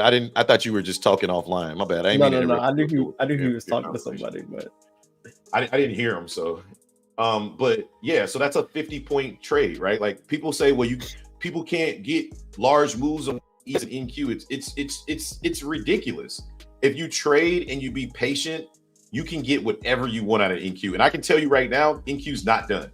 And I knew it wasn't done. And I think that's why Justin's probably holding on in his trade, because he probably believes that ES isn't done, right? No, I'm out of my trade. I took profit at VWAP. Yeah, so I took profit. But we had profit targets, right? And you have to respect those profit targets. If I had more contracts in the future, I'll start to trade more contracts. When I start to increase my contract size, guess what? I'm taking the 2 off at the 5 to 1. The next 2 to 3, I'll let them ride because that's free profit for me, because I'm used to securing profit with 2 contracts. You see what I'm saying? We're focusing on the process, not the profit. And that's why we're going to become really good traders. I'm already a trader that can see this market really well, right? We're racking up. In fact, you can rack up with the minis, 2 trades today, 1 long this morning, and this short trade up 800. First trade 5 minis, second trade 3 minis. Nice. I'm just not looking to trade minis right now because I want to just focus on the trading, not the profits right now. I do trade minis on a larger account, like actually on this account right here that you're looking at. I actually trade minis on this account, but because I just hit my 4 trade limit, I'm not going to trade this when I get off a stream. I'll go to trade my 100K account, right? And look to trade that when I get off a stream. And that one, again, will still be on small size, but I've exhausted all 4 trades. Ultimately, my 4th trade took care of all of my losers, right? But just think what that does when you're in larger size, right? It starts to give you the confidence that you're looking for, right? And that's what I'm building right now is my confidence. Oh, you meant micros. Okay, cool. Because I was like, dang, yeah, micros. I'm telling y'all, micros will get it done. And the beauty about micros is the risk doesn't hurt you as much. It doesn't hurt me to be wrong. Y'all saw me lose 3 trades in a row. You didn't see me break down once. I said, okay, I'm going to take an emotional break because that's what you should do, right? But at the same time, I didn't quit. I just waited. I waited for price to come back to the 80s. And look at this. I mean, if you're looking at this trade, we basically caught the top of the uptrend, right? If you're looking to get this very top, great. I'm not. I'm looking to catch the shoulder, right? We caught the shoulder at 70 and we took 50 points out of the market. 50 points. That's a banger. You know what I mean? Like that's a banger. Like there's most people you watch on YouTube looking for, right? What are they looking at? 5 minis is crazy on 50K. I know, right? Yeah, 5 minis but is most crazy. Most people you watch on YouTube, Jay, most of the people that we've seen on YouTube, right? I'm not going to say most of them. I'm not going to say everybody. I'm saying most of the people we've seen trade NQ. What's their profit target 9 times out of 10? Points. Their profit target? Point value. Oh, 5 to 10. 5 to 10 points. I think that's absolutely asinine that you're looking for 5 to 10 points. I don't think. Let me rephrase that. If you're a scalper and that's your technique, everything can work, right? Everything. 5 to 10 points will get you paid. However, if you're a scalper, you have to understand your exposure to the market has to increase, right? Me, I don't want to be a scalper. I want to be a point of origin trader. So my exposure to the market is very, very limited. I only want to be in the market for 1 to 4 trades a day, right? So this was a good trade. I'm glad you guys, Justin, did you want to share your screen or? Yeah, I'll share my Tradeovate screen or my journal screen real fast. I just put it. Yeah. I just threw it in my journal. You already journaled? Jesus. No, I just threw it in there. I just threw it in there. I didn't actually write anything about it. I was just curious to see what my man dropped that in there so fast. I was like, what happened? Yeah. No. I just wanted to see what my risk to reward was on the trade. That's all I really cared about. Okay, so, gotcha. So on the trade, I netted 11.75 points, so almost nice. 12 points on the trade. Nice. I was only risking $20. $20. I made 100, and my risk to reward was a 5.88 risk to reward. So again, if you look at it from the token standpoint, I just risked 1 token to make 5, almost 6 tokens. So now I got 6 more tokens I can use. And the way that I look at it is I say, okay, I know I'm only trading 2 micros, right? But what if those were 2 minis? If those were 2 minis, I would have walked away with over $1,000 on that trade, almost $1,200 on that trade, right? It would be like 1,100 something, and then and I'll only be risking $200. See, the thing is that it doesn't matter about the money, because once I realized that the money is only a function of sizing up, then all that really matters is the trades that I take. Because if I can gain the confidence to take that trade, right? And I'll tell y'all exact, because in the middle of the trade, if you heard me say what I said, and I'll show y'all. I'll show y'all on Trading View, because I know what I would have done because I've done it in the past. I got in. It was right here. It was right here. This is my entry. I'm gonna make a line where I got in. Let me take this magnet off. Here we go. So I got in right there. That was my entry. That's where I got in, right? I got in on this candle, actually, like at the tail end of this candle, right? And I was up like 4 points, right? We got all the way down to 47.60. And what I would have done is I would have said, okay, I'm up 4 points, like almost 4 points. I'm up almost $400 on 2 minis. So I'm going to put my stop to break even. And then what would have happened? It would have came back up. It would have knocked me out. And then it would have proceeded to flush for all the points that I thought I was going to get to the tick, damn near, right? So being on small size, I didn't care. In real time. I was up the $40, and I was like, okay. I said, and again, if y'all heard me, I said, okay, I know that one of 2 scenarios could potentially happen. We got the break of structure, so we could either come back up and retest the break of structure, or we could potentially run the high, or potentially, get somewhere up in this high area, right? So had I gone to break even too soon, which a lot of traders do because they're scared and they want to protect themselves, right? It's based off of fear.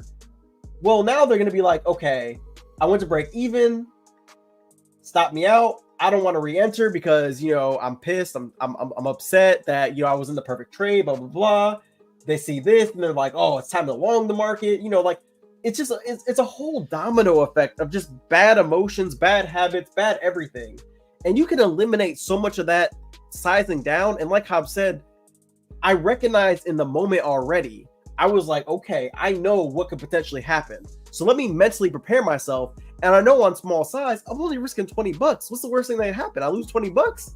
I spend $20 on a damn Happy Meal. Who cares, right? But now I go back into my journal and I say, okay, I go back and I journal this. And I say, okay, you know what? I took this really good trade. And guess what? It came back to my area where I got short. We rejected. Perfect. Maybe I take 10 more trades like this. And maybe it happens again. And I say, okay, you know what? I've seen this happen numerous times. And every time it happens and I don't move my stop loss too early, I end up being correct. So now when I size up, now it's not a thing for me. Now it's like, okay, I got in this short. I know in the back of my mind, out of all the trades that I've taken, that let's say 80% of the trades, they come back and they retest at some point and they might retest my entry. Now I'm not freaking out about it because now I understand, right? Yep. And the problem is that, and I created the habit. The problem is that a lot of traders, they don't do that. They don't go through that. And it's because they don't, it could be because they don't know. For me, I knew, but I was just being stubborn and I had an ego about me that I needed to push aside. But now that it's like actually doing the work of while the market is open and then also doing the work while the market is closed, it's like I can lose, but I can't lose. Because even if I would have lost on that trade, to be fair, that would have been a W. even if I would have lost, all things considered, that would have been a W. I took a trade at yesterday's low, right? Which was an area that I had said, and you know what? I'm gonna throw Hobbs under the bus real fast. He called me crazy for saying I definitely did. No. I was thinking about it when we came up there. I said maybe he won't remember. No, I remember. Maybe he won't remember me calling him. Bro, you looking for that? I remember. He called me crazy. He said, "You would wait to short all the way up there, man. You're crazy. You're crazy." I ain't looking too crazy now, though. Goddamn it, I ain't looking too crazy now, though. I definitely did. But look, I showed up was short with your butt because I had a 1 hour supply zone. The crazy part is I called you crazy, but it was actually in my trading plan to take that short at that 1 hour supply. I just didn't correlate the fact that that was exactly where your area was too, right? Like it was reality for NQ to come back up there. ES? Nah, I ain't going all the way back up. Hey, yeah. Points. He's like, ain't no way ES going 30 points. Ain't no way ES rolling all the way back up there 30 points. Nah. But the crazy thing too about all like it's crazy full circle. It's like, look, I'm so passionate about sizing down. I'm gonna get to her comment in a second, but I'm so passionate about sizing down. I don't think y'all understand because I am too. Because the crazy thing about it, like seriously, the crazy thing about it is I had the perfect long, right? I'm not gonna lie, I just didn't trust it. Again, like it's not a setup that was really on my radar. I did a very poor job this morning of adjusting to the market, right? I think Hobbs did a good job of adjusting to the market at the time. He just didn't adjust to the adjustment of the management was bad. I, on the other hand, was bullish this morning. I just didn't trust it, right? I didn't trust, which is fine because I'm just gonna go back and journal it, right? Like I'm not tripping, right? I'm just gonna go back and journal it. But looking at this 30-point rally that I missed and thinking about the dollar signs and the money, I would have been pissed and I would have been like, okay, where am I getting long? I'd have tried to get long in this area right here. I'd have got long in this area right here. And then you go back and I vividly remember in my plan saying that I was open to shorting the market here, just being patient and waiting for my area of interest to hit. It worked out perfectly, and I can't be mad at that. I followed my plan. I didn't have faith in my plan. I'm not gonna lie to you. I honestly did not think we was gonna get back up here. When Hobbs called me crazy, I was like, yeah, I'm being a little crazy, but I mean, it could happen, right? Anything can happen in the market. But it worked out, and the analysis was perfect. It was spot on. We took the risk, and it worked out. It's not going to work out like that every time, but at the same time, this trade is repeatable. So even if I would have lost on the trade, my confirmation was correct, my area of interest was correct, and if it just didn't work, it didn't work. But I'm taking that trade 10 times out of 10 because I know 10 times out of 10, not 10 times out of 10, but more times than not, it's going to work out for me. And the only thing that was in my way was me when it came to these pullbacks. Because these pullbacks is what hurt me. Now on to my lovely, beautiful wife. Says, can you repeat what you're doing again? Stunning and ego aside is what I heard. Oh, stubborn and ego. Yeah, no, I have an ego when it comes to trading. I'll tell you about it later. It's a whole. When it comes to trading is just a repeat of your whole life of you as a person. What up, Tate? Yeah. Okay. Fact.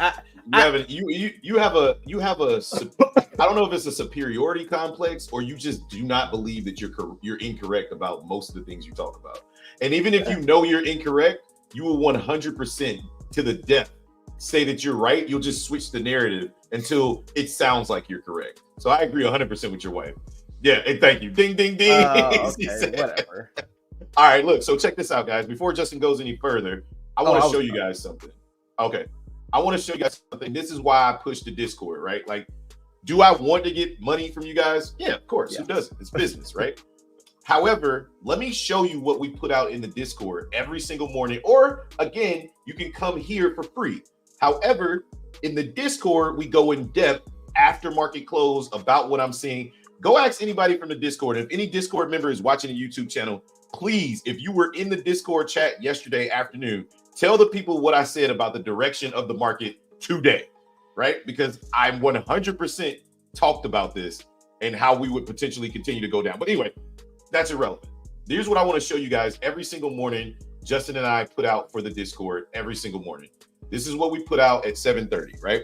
If you look closely, like if you zoom in, I don't know if you guys can see that, but basically this 1 hour supply zone right here that I did not think we were coming back to 100%, but I knew it was an area of interest. If you look, I can say I want to look to short weak rallies into 1 hour supply at 165.150 through 165.8175.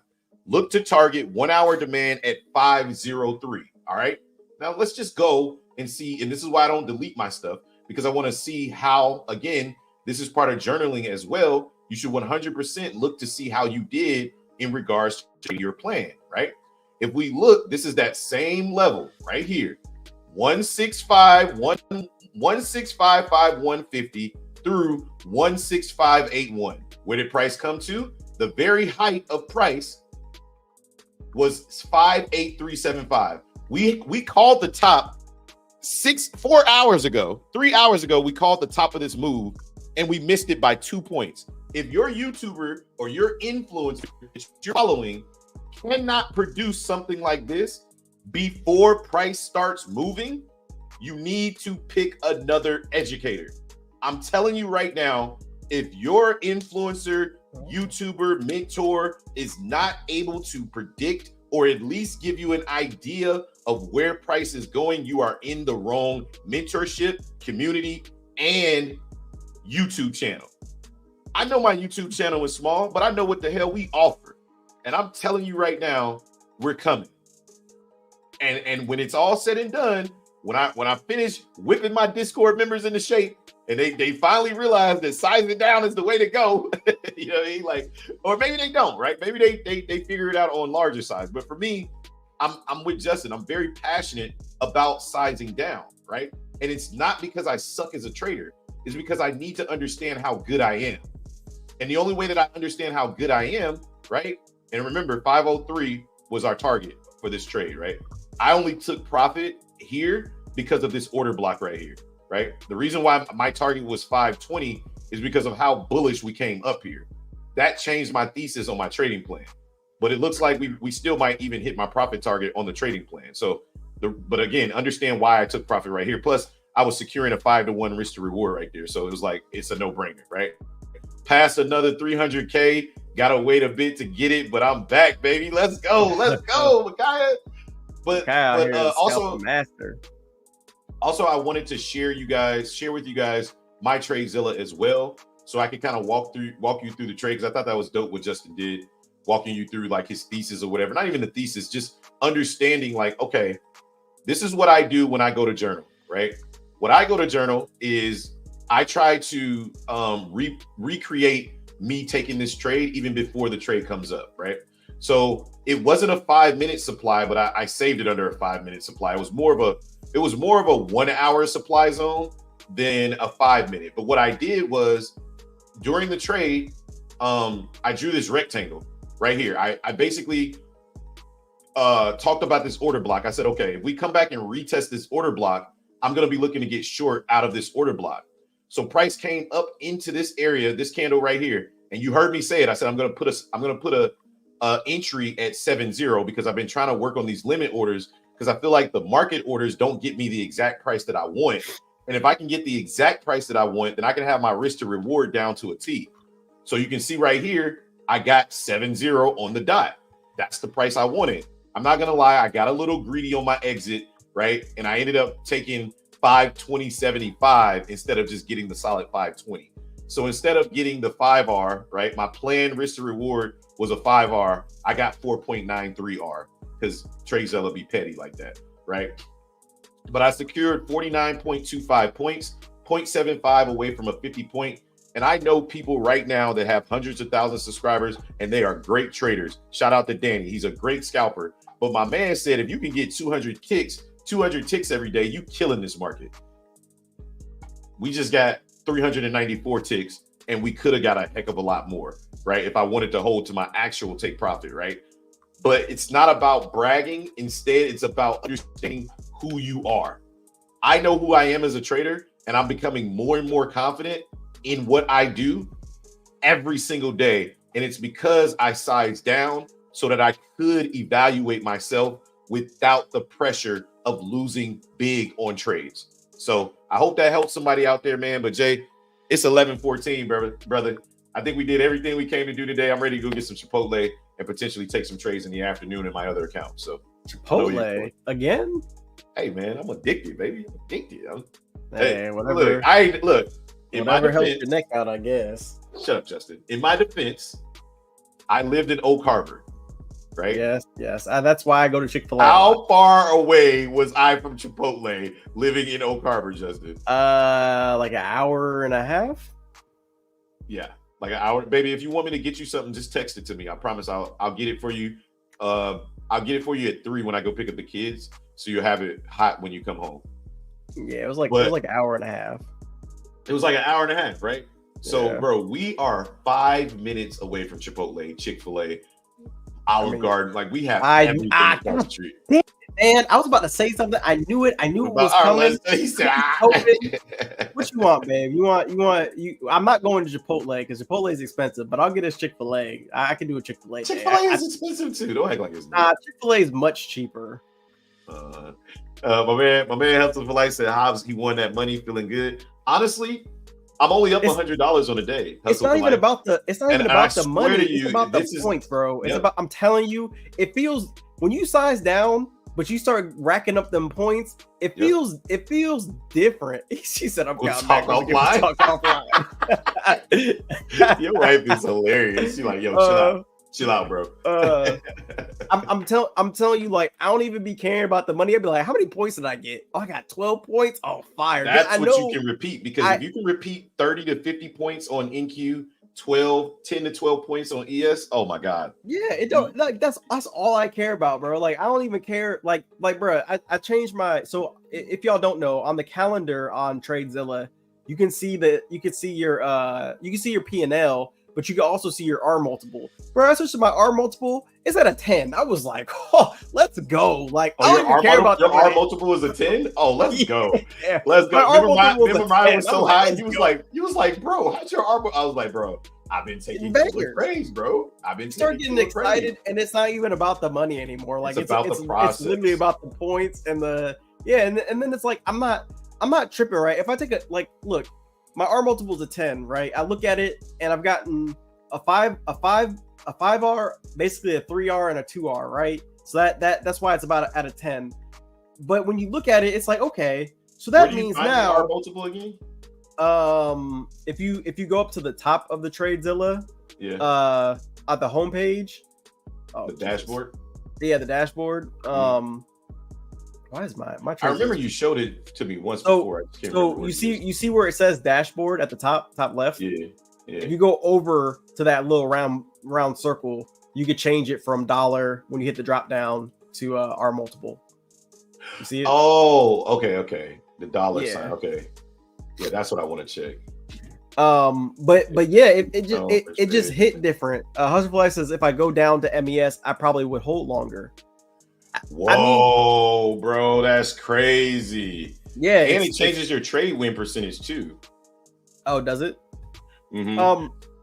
Here mine is 8.4. 8.4. Sorry.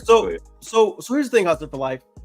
You shouldn't go to MES to necessarily hold longer. I wouldn't say that, because then again, you're in my opinion, holding longer, you're still focusing on the money, right? The point of sizing down to MES, for at least for me personally, right, is more so the process, right? Can I consistently hit a 1 to 3, 1 to 4, 1 to 5s, 1 to 6s, whatever, right? It's not about holding longer. It's about having my plan and hitting my profit target on my plan, right? It's about doing that day in and day out. And it's a lot less pressure doing it when you're only risking $20 to F around and find out, right? Like, I don't have like that trigger pulling problem that somebody else might have if you're on larger size. I feel like more importantly, you're not just not worried about your size, you're not worried about your losses either. Yeah. Like, I just took 3 losses before I took this trade, right?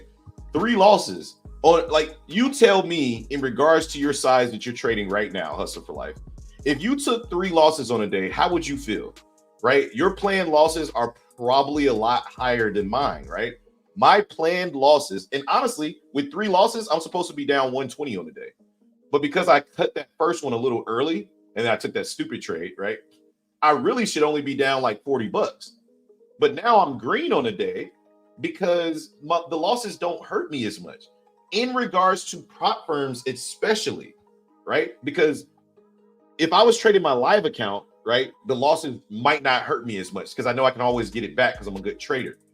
But I think with prop firms, because you're following so many different rules, right? Drawdown on the day, intraday trailing drawdown, right? Max loss limit, all of that stuff. that just adds more and more pressure to you to get the money back.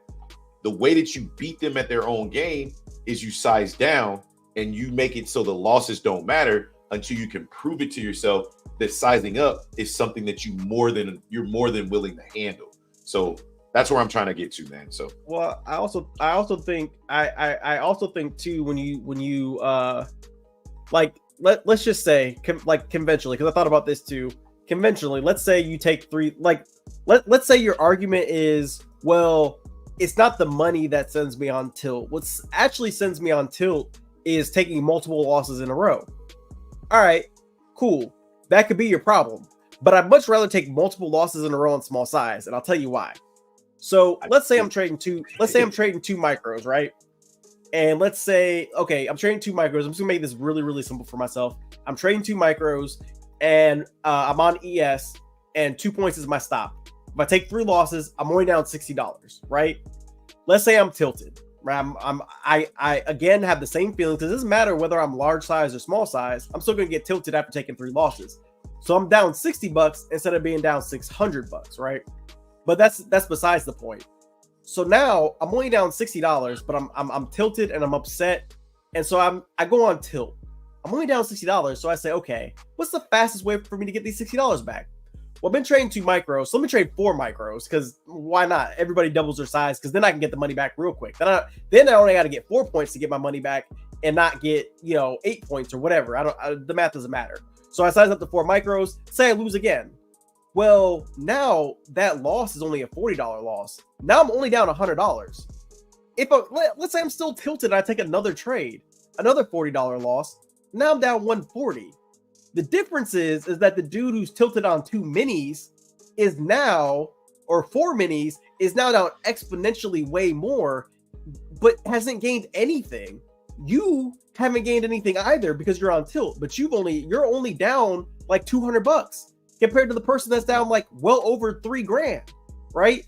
And you can easily come back from that and yes, you'll still be upset, but you'll be upset because you went on tilt, not because you lost a boatload of money because you couldn't handle yourself on high size.